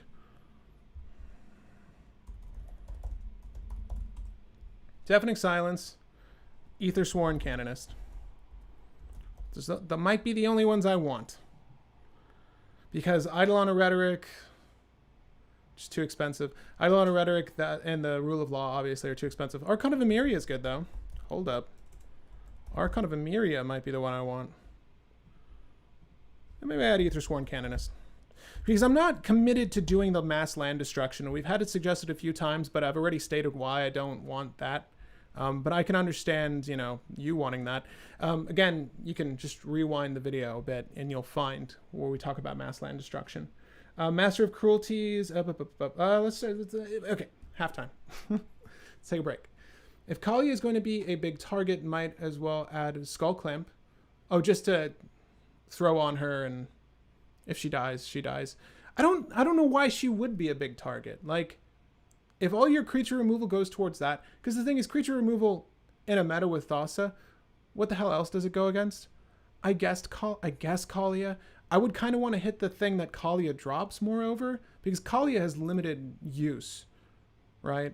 Where I can manually cast the thing in my hand if you just keep removing her. But if you actually remove the threat, then that's the big deal in my mind. Like, having Kaalia trigger is not scary in my opinion. Seeing what comes after that is scary, and not knowing. And if that uncertainty scares you, then remove Kaalia. But I would rather use my removal on the thing you drop. Like, if it's really good, and I just, you know, I just kill Kaalia and you hard cast it later and I don't have that removal anymore, then it's like, well, I mean, I stopped the thing that cheated it out, but this still sucks. I still have to deal with this thing. Art by Caleb. We've talked about Master of Cruelties. And because it's been suggested so many times, well, add Master of Cruelties. But I don't think he's perfectly necessary. But I can understand why people want him. I explained why earlier. Okay. Dualcaster Mage, interaction, and combo. Oh, for sure. Chains of Mephistopheles. I wouldn't put it in here. Sure. Sure. Pat, take a break. Thank you. I will. I will now. Oh, God. I just hate Grand Abolisher so much. Hate it. But there's other cards I dislike too. We're not using any of them though. This deck is chock full of cards I do like. So it must be decent. Things I'm not too excited about. Burning Rune Demon doesn't do anything for me. The Rune Scarred Demon is very cool though. I still think that's fine. Razakath I still think is fine to cheat in. Even if it doesn't do the boast thing. Now I will want to research that myself. If that was suggested to me, I know the rule. I want to see the actual rule. Not that I don't believe you. Razakath can probably come out too. Because a Vampiric Tutor on turn is not very great. I just thought it'd be a cool, cheesy way to cheat in a thing. See you in a few. Time to crack a brew. I love it. Crack it with me. Crack it with me, llama. Yay, Master of Cruelties. Sorry I couldn't explain the whole idea behind the one demon wins combo. YouTube has word count. I've written down lines in Google Doc if anyone wants to check them out. Did I not guess it? Is it Rune Scarred? Okay. Here's what we're going to do on halftime. Don't say it, Eris. Don't say it. How do you win with one Rune Scarred Demon drop? I'm ready to suggest what I would do, but I could be wrong.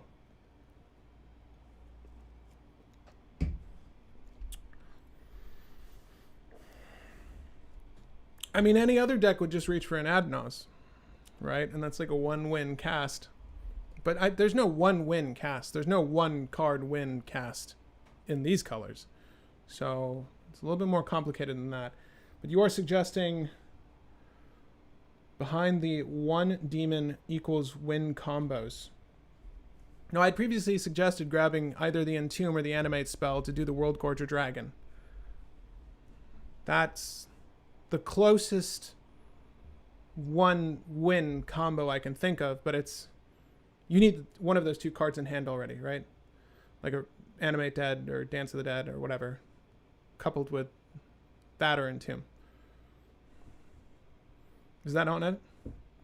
So that's the quickest one I can think of. All right then. Well, I don't want to use World Gorger Dragon anyways, so I guess leave the Word doc. It's rule 5084. Done. I'm not going to look it up now, but I believe you. Oh, Balder, thank you. Thank you. That's weird. I'm sorry about that. I do appreciate you researching that, though. I'm sorry it wouldn't let you leave a link. Fervor to give all your creatures haste. Oh, do we still want to give our creatures haste?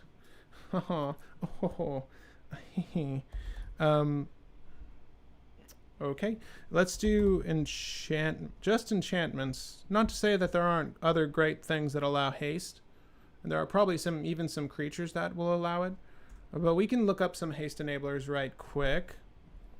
Okay. You're not running Adnos, right? No, with the influx of 6 to 7 and 8 drops, I just feel like I'm gonna get 5 cards deep, maybe at most on average, and then be just very upset. Be extremely upset. But thank you. Pie's not 3. Boast happens at the beginning of combat. It was discussed in Alicia deck tech recently. I also learned about it in my Winota deck with the Fireflux squad. Because Winota is Boros, and Fireflux is another boaster. That's interesting. You are going to hear a fire truck in just a couple seconds. Or not, maybe. It might have turned. Okay. Isn't Burning Rune just better than Rune Scarred? Even if you don't use the Entomb effect for value, it still thins your deck? I don't really need to thin the deck here. Also, we don't get the choice of what one of the two things we get. So I think I would rather Rune Scarred Demon for the certainty. Avacyn Angel of Hope is nuts! She's in. Hey, Pat, how do you win with one Rune Scarred Demon drop? You flicker the hell out of it? That's what I'm imagining, right? You just tutor your list with it. But again, the thing I suggested is what I would do, and if that's not what Eris was suggesting, then I don't know. Kiki Combat Celebrant's cute. None of those things are angels, demons, or dragons. I just got here in time for my favorite cEDH commander. John, you can tell me how bad this deck is. But there's a link in the description. Add Fervor. Wow, Alexander, because you asked so nicely. Well, here, let's look at this. How about Need for Speed? Let's just really throw all caution to the wind. Mass Hysteria is fine. You know, we really want to enable that Savala player. Like, we want them to be able to play Savala and, like, pop off on the same turn, ideally. So let's just add Mass Hysteria. Let's go ahead and add some haste enablers.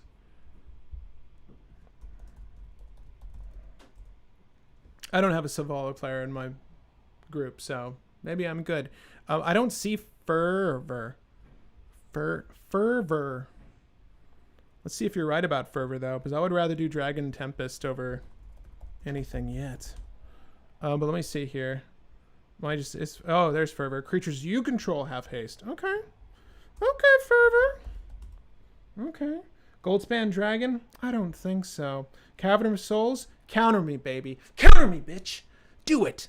Counter Kaalia. See what fucking happens. I say Cleric. I say Cleric, motherfucker. Counter it. Kevin Caldwell, I accept all forms of counter. So I'm ready for it. I think my link isn't showing in the chat, guys, right? No, Eris, I haven't seen it. Go ahead and leave it in the comments after the video is done. I think that's the best way to do about it. Handwar Battlements. That's the land. Oh, it's not showing up. I think 3 haste enablers is probably enough, gang. I don't think I want to go any further than that. And I think we got the ones that are somewhat decent. Emblem of the Warmind is cheaper, which makes me want it just a little bit more. But I gotta tell you, still not good enough. None of these feel great. Yeah, it's really just Fervor then. I would rather do Fervor over Emblem of the Warmind. Okay, let's add some interaction, gang. What? Pyroblast. Can you spell Pyroblast? Yes, I can. Elemental Blast? Yes. Ricochet Trap? Yes. Imp's Mischief? Check. Ooh, what, someone said it earlier? Deflecting Swat? Yes. I would do Bolt Bend, but like we're not always guaranteed a creature with 4 or more power, okay? Like if I only do stuff like this if my commander meets the requirement. Because who's to say? Like if players are playing like I would and I eliminate the threat, but the threat would be there and then we can Bolt Bend it. I like redirects a lot, but I'm not that keen on it. We'll do a Fork Reverberate and see if they stick. We'll do a Dualcaster Mage. I just typed in the word Dualcaster. I'm sure Tapped Out will know what I mean. Someone was saying Dualcaster Mage and they were hoping for like a Twin Flame or a, I guess, Heat Shimmer. Just because you use Dualcaster Mage doesn't mean you need to add the combo. Let's just get that out there, right? Especially if you're using like a Deafening Silence effect or any Rule of Law effect. Stub your own toe. But I will say that at least Twin Flame. Let's go with Twin Flame in this deck because we got some non-legendary creatures that can really benefit off of Twin Flame, namely Dockside. But yeah. Fracture and Dam. Ah, man. So my qualm with Dam, we just talked about this in the recent review. I like this card a lot. Yeah. Man, but I'm the one with the big creatures. I'm the one with the cool creatures. We should be pushing players to damn us. However, I will put in Deadly Rollick for some removal. And maybe a Swords to Plowshares? Maybe a Swords to Plowshares? Oh, baby. Someone said the magic words. Fire Prophecy. Not Fire Prophecy. That's not what... Oh, I'm sorry. That's not what I was thinking. The one mass removal spell I do like that's in Rakdos that I always recommend people play that I don't see often enough, and it's damned good, It just came out in a secret lair. Motherfucker. Pay life damage. Black, red. What is it? What is it? Can you get to it before I do? Can you get to it? Fire Covenant. Did someone say it before me? Fire Covenant. That's a good spell. That's a spell I want. We don't have any sort of artifact removal, so let's do a Braid. Someone suggested Meltdown earlier.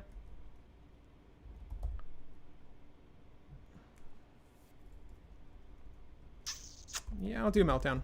Oh, I'll spell it right this time. Meltdown, and then someone also suggested... No one did, but By Force would be okay here. Could be. Who knows? We'll find out. Okay.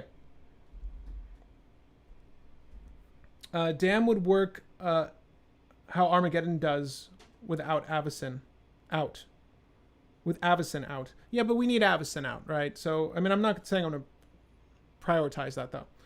Fabian says, Pat, I got wrecked by Mirage Mirror. You may want to check it out. Hose my Hull Breacher deck. Mirage Mirror is the one that becomes a copy of like an artifact creature enchantment, that kind of shenanigan. I like Mirage Mirror a lot. Mind you, it's not for every list, because it's very costly to do the thing, but this is a really good card. People will forget that it exists and then get thwarted by it. So the idea being that you could copy any one thing and you could sort of really screw up someone's day. Do we like Mirage Mirror? Toxic Deluge. Maybe. Maybe? Maybe. What's the Mana Rock Mirror card? What is the Mana Rock Mirror card? That is a good question. Hold up. Hold up. Hold up. Wait. Was it from Strixhaven? I think it was. I want to say it was. I'm going to find it first. I'm going to find it first, baby. It's important to me. No, it wasn't one of the pre-cons, wasn't it? Ah, shit. I don't remember what it's called. Is it Cursed Mirror? Did you beat me? But I'm with you. Because that would be good. Hold up. Hold on. Cursed Mirror. Enters the battlefield. You may have it copy any creature on the battlefield until the end of turn except it has haste.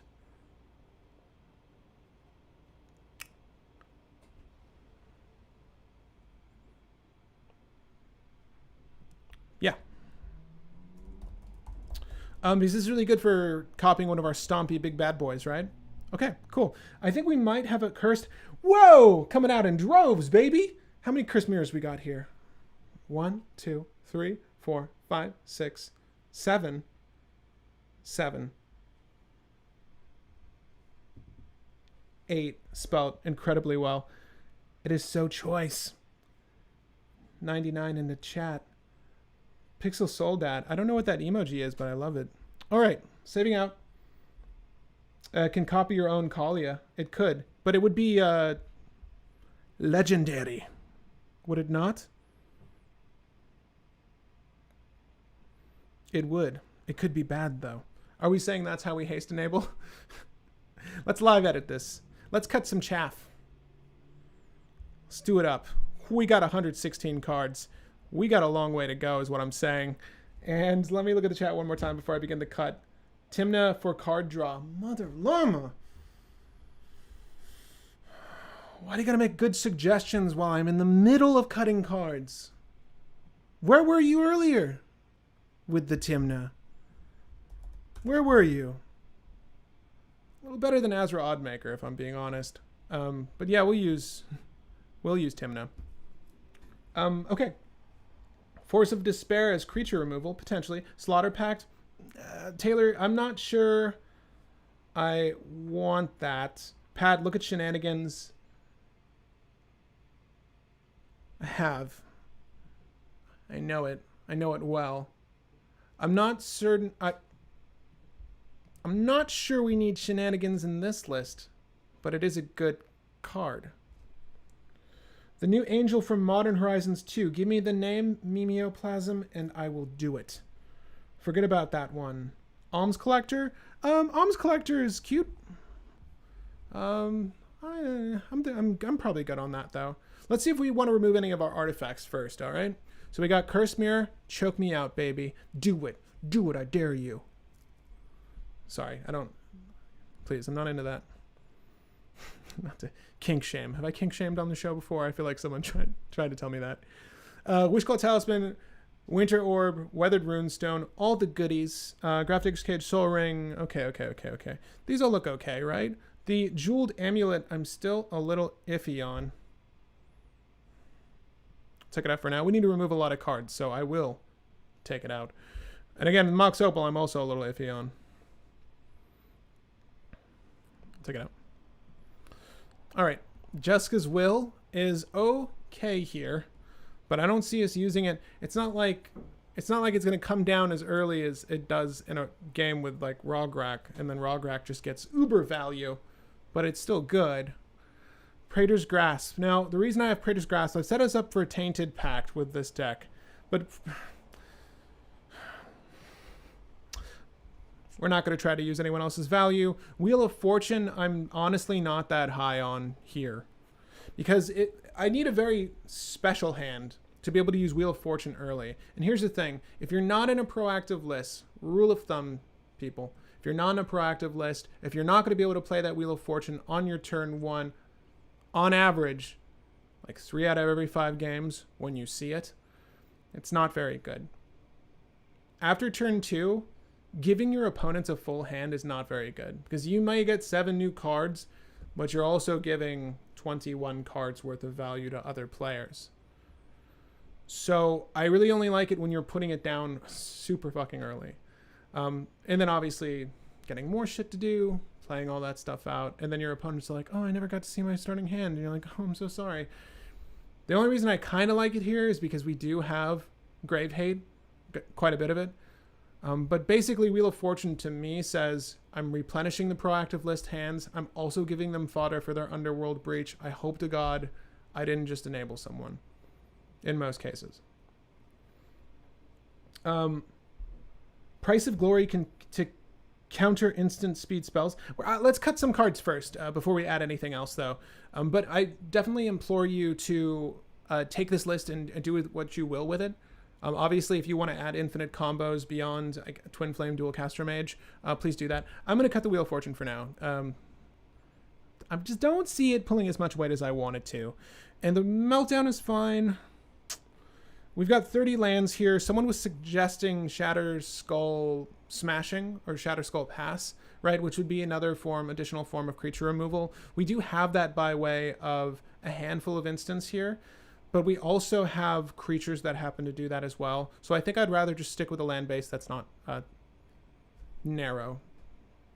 I don't know how many mountains we actually need in this list. I do need to look at the color display, but not sure I need Shatter Skull Smashing. I think we're going to keep the land base that I have here, which is just okay. Mind you, this is a very generic land base. There's enough rainbow lands, all the fetch lands, if I'm not mistaken. All of the dual lands that function well here. There's also a Savai Triome, which is probably the last thing in, which means it's the first thing out. So the Savai Triome, I could honestly see myself removing. Because this is going stacks oriented, I felt like that could be just something I fetch off turn with a fetch land. But I could see myself putting in Nganjo Castle to, Iganjo, I don't know how you pronounce that, to save Kaalia in worst case scenarios, and or Hall of the Bandit Lord, but I don't know how much generic producing mana I want. All right, Ricochet Trap. Do you play against blue list? All the time. Ricochet Trap. Deadly Rollick, Deflecting Swat, Fire Covenant, all these look good. Abrade, Cabal Ritual. Cabal Ritual is here, but I'm still going to keep it. We're going to get rid of one of these copies. Just one for now. I don't know... We need to remove a lot. So there's nothing I'm really doing with Burnt Offering. Once I can establish that there's something I want to do with Burnt Offering, then I'll add it. Because Kaalia is cheating this stuff out. If I want to hard cast something that's in my hand and I have to Burnt Offering to do that, that feels kind of shit. Because then I'm also getting rid of something that Kaalia just dropped, right? So I don't want to disable myself that way. Because our mana base is set up specifically for Tainted Pact, which is to say one of each named land, So, you know, one basic, one snow basic, and so on and so forth. I do think that it can hamper us having Blood Moon out. And we do have enough stacks here that we should be fine, I would hope. Necropotence is still fine. It's the only reason I think Cabal Ritual is staying. Triple black. Like, I just want... I want Necropotence out for value. That's it. I'm not going to win the game with it. Love me some Lucille. If this was... If Arden was here, I'm not gonna put Lucille in this deck because it's not really Voltron-y. No Urborg Llama, because we don't need that kind of mana fixing, and I don't want to give my opponent swamps. Valakut Awakening, maybe. Teferi's Protection. I think we're good on Teferi's Protection. If you play Deluge, it feeds Villas if you play him. We don't have Villas in here, but it's certainly something we can add. If you just came in, but Alms Collector is partner with Wheel. Yeah, we only have one wheel, right? Okay, so the only strict wheels in these colors are Heartwarming Redemption, Dark Deal, Wheel of Fortune, of which we would only be using one. Would. Well, we're not. So that's 3 mana plus 4 mana for Alms Collector. If you guys don't know, Alms Collector's cost. It's a white creature. Basically, you get to draw a lot. It doesn't really disable your opponents from necessarily drawing. They just draw 1 card. But I'm never going to play for this, is what I'm really getting at. Because it's no Notion Thief. If an opponent would draw 2 or more cards instead, you and that player each draw a card. So with something like...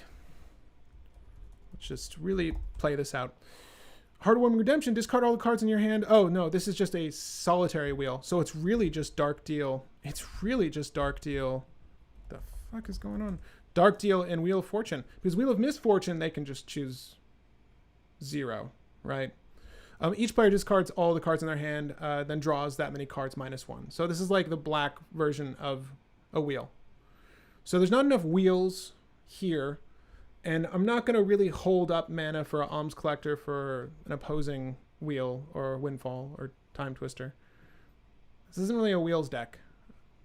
But if it were, then I would maybe concern myself more with Alms Collector. Okay. Reforge the Soul. Reforge the Soul! Yes. The Miracle card.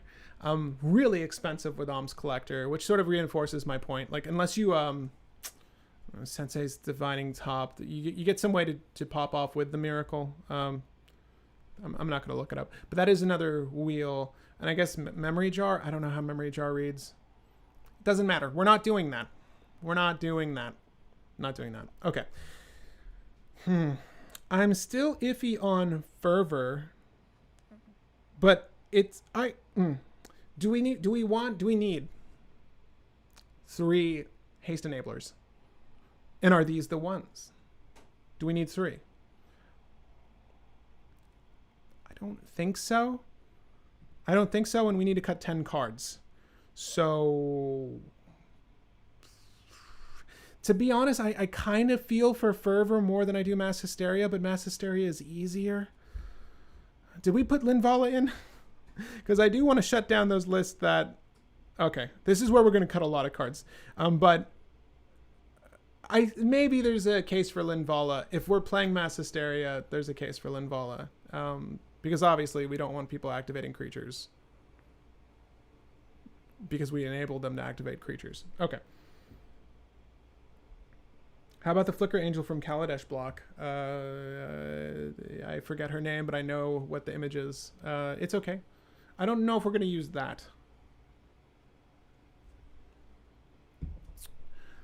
So there are Bounce Angels. There are Flicker Angel combos with Terror of the Peaks. There are Flicker combos with Terror of the Peaks. And we can cheat out a lot of that combo, but it's very multi-layered. What I want to do is just test this for aggro capabilities, and then if this list pans out the way we want it to, we can talk about additional infinite combos and ways to set that up. And Eris has the lock on the 1 cast Runescarred Demon win, which I'd love to see. But again, please leave that in the comments afterwards. So what are we removing? I think Archfiend of Despair. Burning Rune Demon. Enters the battlefield. You may search your library for exactly 2 cards not named Burning Rune Demon. Names. Opponents choose one of them. Nope. Not intuition. Not for me. Master of Cruelties. Knock 1 player out. That's right, motherfucker. I did that. You should all thank me. Save me. Don't kill me. Deals combat damage to a player. Exile the tile. Still like it. Archon of Emeria. Still like it.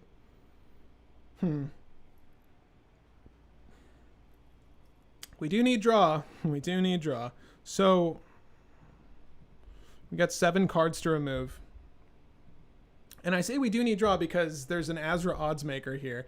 Mind you, we're also using Dragon Mage, but at least we can pick and choose if and when that happens, right? So if I have my Rest of Peace down, then I will Dragon Mage. Or if I have my Leyline of the Void down, I will Dragon Mage. And if I do have Grafdiggers or Weathered Runestone, I'll feel more comfortable about Dragon Mage. And that's a good way to replenish the hand. That's the only wheel I want to have in the list. All right, what cards do you guys want to cut? I'll start with you. I like Ragavan, but he seems cuttable. I think Ragavan is like the perfect turn 1 play, but I can agree. Here's the thing though, like Ragavan on turn 1 will ensure we get the mana we need to fix for Kaalia, but also gives us playable cards off the tops of our opponent's list from then on out. It's pretty solid. And I think we still have Culling the Weak in here. So we need things to cull, and Ragavan would be one of those things. But I feel like Culling the Weak could be removed. I don't want many as additional sacrifice cards outside of Diabolic Intent, because if we're not going to have bodies to actually cull or as additional sacrifice, then why the hell are we running them if everything else is just a value piece? And we're going to get rid of Hushbringer. Maybe we bring it back. I don't know. Do you guys want to cut Ragavan though? Okay. I like Ragavan, but he seems cuttable. Okay, because there are over 5 cards to cut. Master of Cruelties is being suggested for the cut.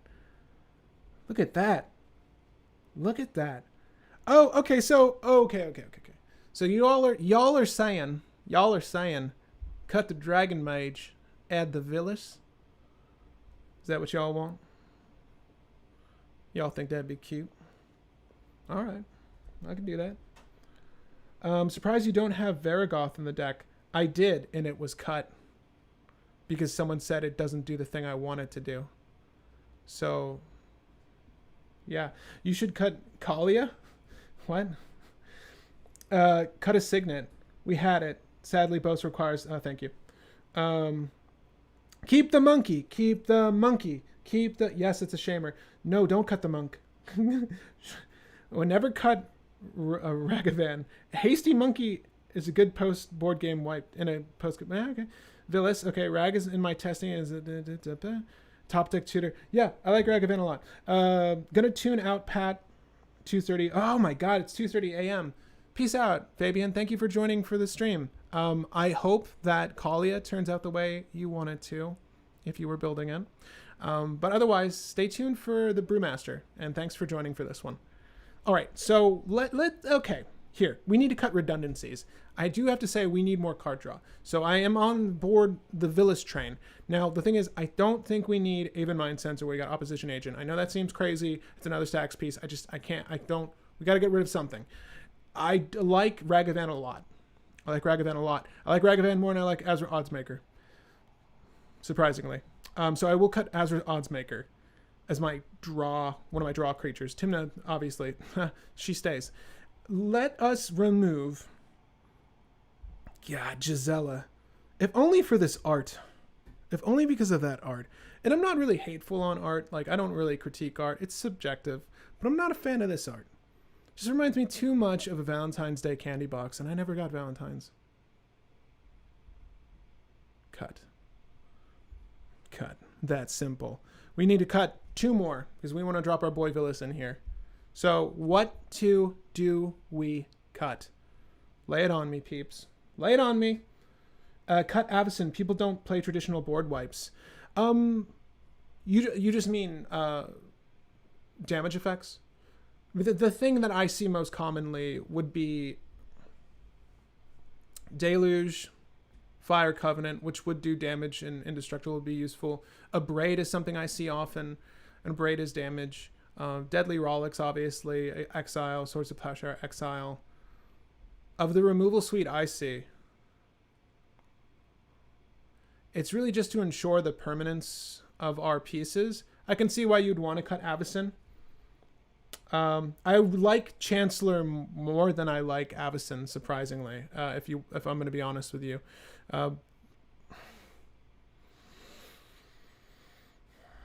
Balefire is just a good way to rip Roar or the board away, but if you guys, what do you guys prefer? Avacyn or Balefire? Protecting ourselves or eliminating our enemies? But mind you, she's also just an 8/8. Come on. Someone says Master of Cruelties. Someone says Master of Cruelties. I like the Archon of Emeria. All the bounce spells. Yeah. I guess that's, I mean, it's removal, right? But mind you, Kaalia just puts them back on the field. So it's, I don't mind seeing a bounce spell unless it's on Kaalia. And then I still don't care because I will have anything I put out. To be perfectly honest, I kind of want at least, okay. We don't have anything set up for Razakath, if I'm being honest, at this point. If we do set up a lineup combo for Razakath, I'll want Razakath back. But the way this deck is set up, I would rather this over Duelist. That's the 1-to-1 switch there. And I do want a set number of creatures for Kaalia to actually be dropping, because I can foresee us having Kaalia down and having nothing to drop. So I will actually be keeping the rest of these as is. Because it was so hard fought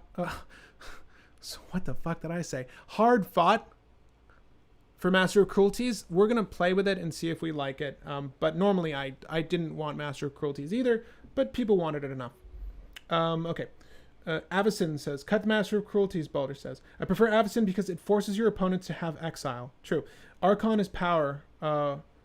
ROL type effects are good. I think ROL type effects here are good, right? It's just another way to stop Storm that's not a tax effect, which we kind of want to cheat around. Fine, cut Master of Cruelties. Damn, Master, usually a good way to do a start of arch enemy. Yeah. All right, okay, cool. If it was suggested that many times, then okay. But I can understand why someone would want Master of Cruelties. But let's add Duelist and then let's test this out. See if it's horrible. See if it's completely horrible. This is just a stacks beatdown list for anyone who's asking or tuning in late. This is a stacks beatdown list. There's no damage doublers anymore, mind you. This is going to be very slow rolling. Your friends are going to love you. But, you know, sometimes you want a slow roll. Okay, so there's no ramp outside of the Dark Ritual. I'm not too keen on this opening hand. I think we can be a little aggressive with our mulls, but it does have a Grafdigger's Cage, which is fine. We're gonna refresh this hand. How about a no lander? Well, we get Leyline of the Void down no matter what. Do we draw land? We do indeed. Okay, this is not keepable.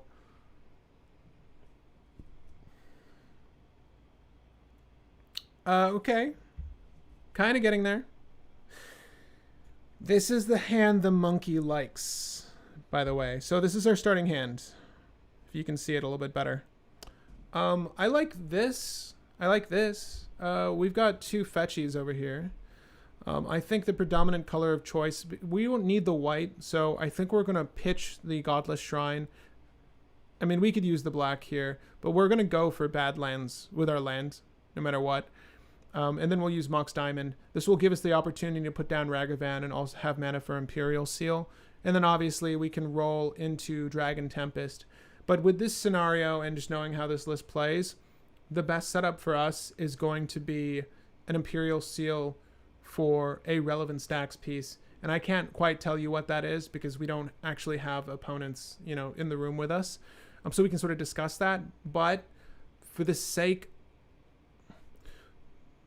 to play this out in a completely self-centered way, we'll probably Imperial Seal for something fun to just drop. Right? Okay, so let's just start with this. Wooded Foothills. Scalding Tarn.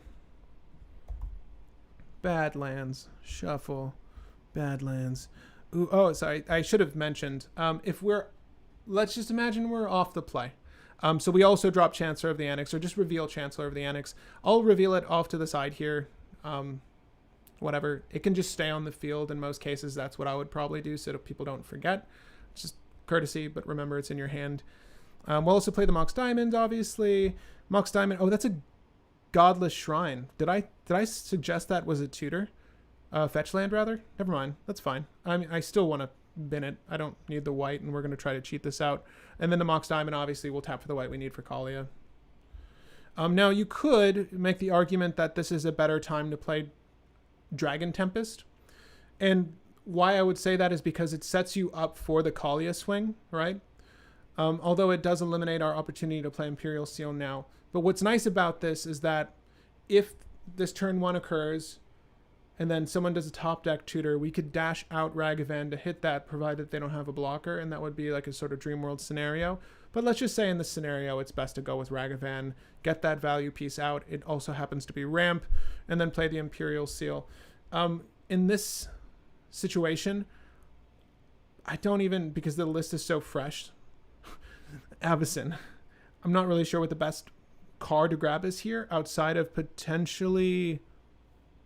I really want draw. We just ran through our hand, right? This was sort of the fear that was brought up at the beginning of this, is what's the ideal starting hand? Well, it's one that helps you accelerate, but, you know, you see what kind of damage that does to your hand. And the best of list have commanders that just draw for you. So you ramp out to do them, and then you replenish your hand. Well, in this situation, we're not getting to do that. As a matter of fact, it's the opposite of replenishing your hand here. So that's no good. What draw engines do we want? Again, I would say Irrelevant Stacks piece. I kind of just want Villas for the lull.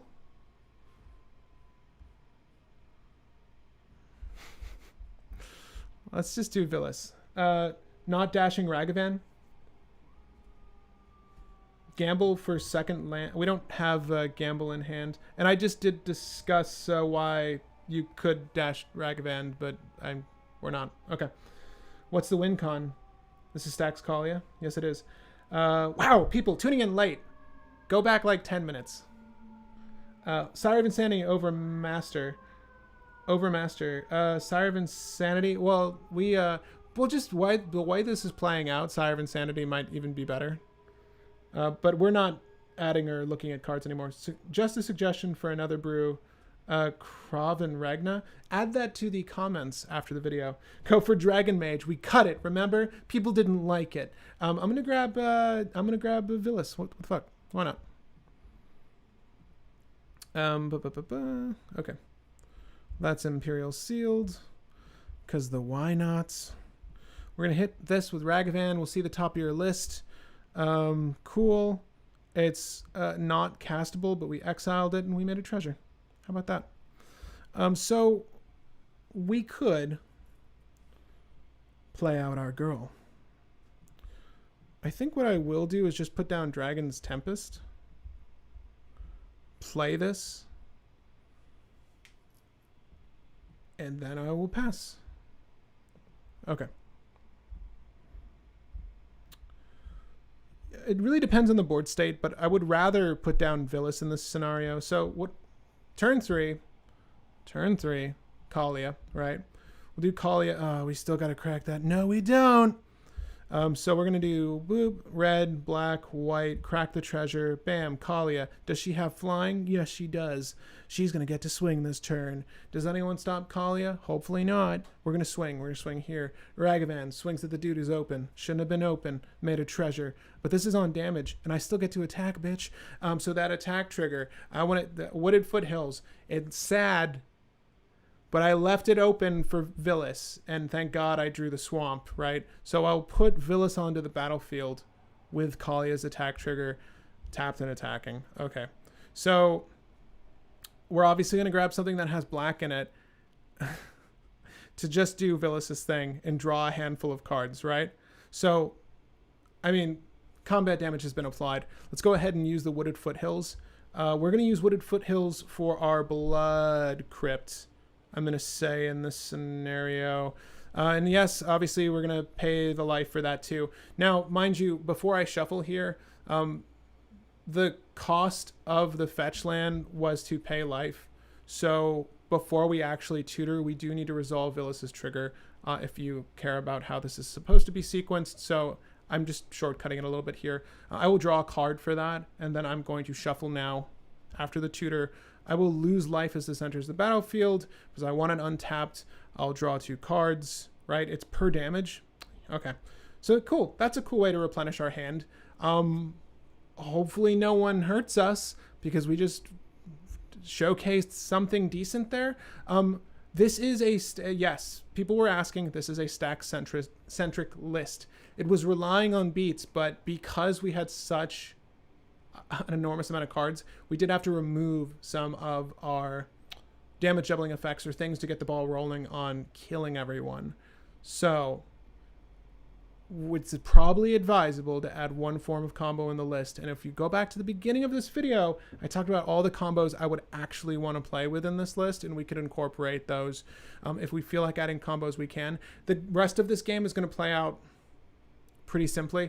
Like if we want, we can use Villas to kill something by paying life, whatever, pay 2 life, draw a card, right? And we still have black, right, with the treasure open over here. We can play out this hand, but I don't think it is necessary. Let me tune in with you guys. How are you feeling? How are you feeling about Kaalia? And as I prefaced off the bat, she is slower. What we kept was a dream hand. And the Imperial Seal for Villas wasn't horrible. We really lucked into the top deck land because that's part of the reason why we have so much of a hand here, or at least 3 of the 5 cards we have is because of Villas. No, I'm sorry. All of these are because of Villas. We would just have Chancellor of the Annex. So Imperial Sealing for Villas in a scenario where Villas survived and Kaalia's trigger resolved, it was good. Was good, right? Master's fun exactly 1 time. Okay. Master of Cruelties isn't in the list anymore if we're concerned with Master of Cruelties. Dragon Mage. Can you just combo with Hellcarver Demon? This hand is insane. I'm glad you liked that hand. Again, I think that was like the ideal hand, but technically the way we mulliganed, we would have needed to, if that was our actual starting hand, we will have needed to have binned 1 card. So we would have gone down to 6, mind you. It was still fine, but we would have had to go down to 6. Normally when we play test these on the channel, I just like to find those ideal hands with you so that we can play. But Hellcarver Demon. I'm going to defer to Eris Omega, who suggests the best combo with Runescarred Demon. And maybe that's the combo you can insert into this list. I think it's operating as I would like. But this is not a card I'm going to play. Okay. Let's just do 1 more hand, and then we'll call it a day with the list. Yeah? Okay. As a mana ramp to cast things without Kaalia, would you ever consider Traitorous Ogre? No, not really. I really liked the Villas. Taylor, I am in agreement. I really like Villas too. I made a dedicated list for Villas ages ago with Kambal, Chancellor of Allocations, Council of Kambal, Orzhov. And that list is fun. It's still fun. It would need to be revised. But Villas is really potent, especially if you play for Villas. But even just playing for Villas in the sense that I kept a fetch land open, as you saw, is really good. And we do need draw. And Kaalia, again, is the inverse of draw. She is literally just throwing stuff on the field. So again, the Dragon Mage actually seems kind of good here, especially because if I had Dragon Mage in my hand, I would have Imperial Sealed for a Rest in Peace. And I'd be like, you know what? Fuck all your, discard everything, you know, get a new hand, but just lose your value. And people normally, when they keep those starting hands, there's something really good in there. So I'm happy with those scenarios. That would have been okay. This is okay. We're going to ditch this. Man, don't I wish that was a dark ritual. This is not a great hand. It's very slow. The only reason I would want to keep this is if I had a really decent playable on turn. Because with how this deck operates, how slow it is, I need to know that I am stunting my opponents somehow. I played Duelist before in non-Kaalia decks. It always overperforms. Duelist and Crick just feels like cheating. Yeah. Oh my god. Duelist and Crick would be fantastic. Yeah. Very true. This is an okay hand. Again, if you're doing this as you actually would, we would need to mulligan something away. But we'll keep this. I would keep this particularly because if I was not on the play here, as you can see, we have Mox Diamond and enough lands to do a Bifrost and just quash at least a couple of artifacts, so that's not bad. We also have the Enlightened Tutor to give ourselves some value. Unfortunately, in this situation, I don't think we have anything that's artifact or enchantment creature-wise that we would want to slam with Kaalia, so that's, you know, that's not as relevant a tutor, but this will still grab, like, a mana rock of some sort for us. And also the Tome of Legends is going to be very good to put out before Kaalia. The one mishap with this hand is that we don't have any decent stacks, so let's see what we get. Ricochet Trap for decent interaction. Okay. We're going to put down the command tower. We're going to Mox Diamond. This feels weird. Hope I don't hurt myself doing this. Now, the Tome of Legends is good because it comes into play with a page counter, and then if we don't top deck a lands, maybe we get it. But it's either this, right? It's either this, or to do the Enlightened Tutor for a rock, which doesn't feel good, right? And also the Desperate Ritual in this situation is not excellent because we don't have any filters in this list. There's no, outside of playing this into Bifrost, which is why I kind of wanted Bifrost. And moreover, Shattering Spree. I would maybe even switch this out for Shattering Spree. These Desperate Ritual, Pyretic Ritual are just okay. I think I'm going to do Tome of Legends because I would rather see 2 cards on my next turn. Okay. And if we were really, you know, mind you, on your untap upkeep, you can still do Enlightened Tutor if you want. I'm going to wait, though, and just take whatever this natural draw is, and then I will definitely be pumping this to draw another card. Hot damn. Do I do it this way, though? Oh, there's no good way to do this. That's not good. The thing is, we did have the Void Mirror as a playable, but I was really riding on seeing a land there, and then, you know, obviously Void Mirror would be playable. The other way we could do this, and let's just pretendsies we did it this way, because I think this would have been wise, is doing this. Even triple red, no, it's not even that wise, because we got to do this. It's not like Desperate Ritual helps you get Kaalia out, right? It does, but it's like a 2 for 2, and then you have 1 extra red. Kind of awkward. I think we put the Void Mirror down using the... That would be the right way to do that, I think. Because if you do this and you have the 1 red available and someone does try to counter the Void Mirror because they don't want to have to deal with that, you still have the Ricochet Trap. Okay, so let's just say we did it that way, and we had to do that to get this valuable stacks piece down. Cool. Okay, next turn. Oh my god. We are not drawing well. So this has no more counters on it. I think the only real play here is to put down Talisman of Conviction and then obviously hold the Enlightened Tutor. And then we'll go ahead and cast the Enlightened Tutor off turn, losing a little bit of life. And, ooh, rough times. Enlightened Tutor here is going to grab... I really want to put Kaalia down, but how desperate am I to put Kaalia down? I mean, I honestly think that I want mana, and I think it's going to be via Mana Crypt in this instance, but I can't with the Void Mirror. Damn, shafted by my own stacks. Because obviously, like, you look at the 0 CMC rocks, it's a no-go now. And we only have so much mana. So Enlightened Tutor needs to find something that will go mana positive that also allows us to put a colored pip into it. Not going to happen, is it? Well, we're SOL on this. I do think that if that's the case, then another relevant stacks piece would be good because things are going extremely slow for us. Anyway, let me tune in with you guys. Rest in peace. I finally caught a live stream, baby. Let's go. Well, thank you for tuning in. We're actually just wrapping up, unfortunately. But let me see here.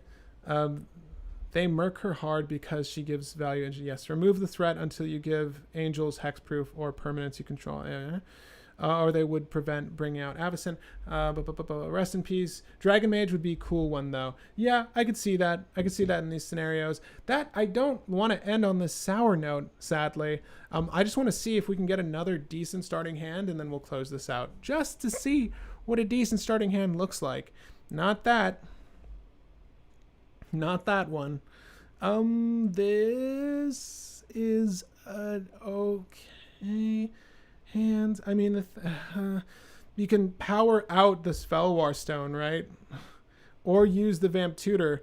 My only issue with top deck tutors in a situation where you only have one land in hand is that you're kind of relying on that natural draw to get you the land you need, and this is not going to get us where we need to be. Kaalia is very hard to get out, especially when you keep drawing one land. Oh my god, maybe we put more lands in the deck. We have 30. That's usually enough. Usually enough. Oh boy. Gemstone Caverns, you failed us. We got two resources though. 2 resources. And a Villas. We like Villas, right? Oh my god. Okay, yeah, there's a lot of mana, a lot of removal, not a lot of stacks. Okay.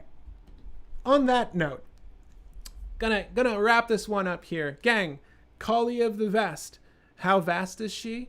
How deep do you need to mulligan to get the perfect hand? Pretty far sometimes, it seems. At least with the balance, or at least the way this list is balanced right now. Now, this was meant to be a beatdown deck, and I really think it's going to rely on things like the Dragon Mage, as folks were suggesting at the end there, and obviously Villas to get the ball rolling, replenishing your hand, because the ideal hand that puts Kaalia down early actually takes the whole hand. And again, because Kaalia is not giving you any sort of card advantage, you do need things to drop with her that offer the card advantage, so it's really tricky. And it also happens to be a very slow way to go about playing the game because she's summoning 6. She does not have haste. So very, very tricky to get the ball rolling right with her. As a matter of fact, I'm not even sure it's a ball. It might even be a cube, a rectangle. I keep tossing it on the ground and it stops. That was difficult. That was really difficult. However, I am sure that there is a way to insert more value here, and I will leave it to you. But gang, as I do with every one of these videos, I'd like to thank my Patreon community for helping to make all of this possible. You guys are the best. If any Patreon members were viewing up until this point, thank you for tuning in. Fabian tuned out, but for anyone else who stays up late into the AM, let me know if you would like to see these start maybe an hour earlier. I was contemplating making these 5 p.m. to 7 p.m. instead in the future, because I think that might help out a handful of people. So let me know if that time works better for you.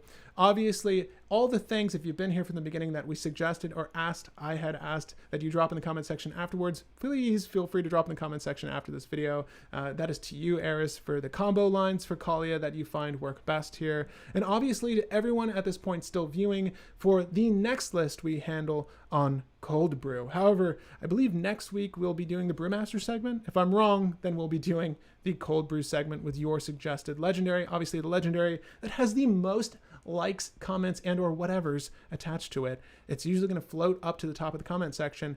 Well, that one is the one we'll build next. So I'd love to hear your thoughts. This was another community suggested Cold Brew, and Kaalia, she's fine. She's fine. We did do a thing once. We did do the thing once, and I'm sure she'll do it more with the right tuning. But again, my name is Patrick Marlette, and happy brewing, babies.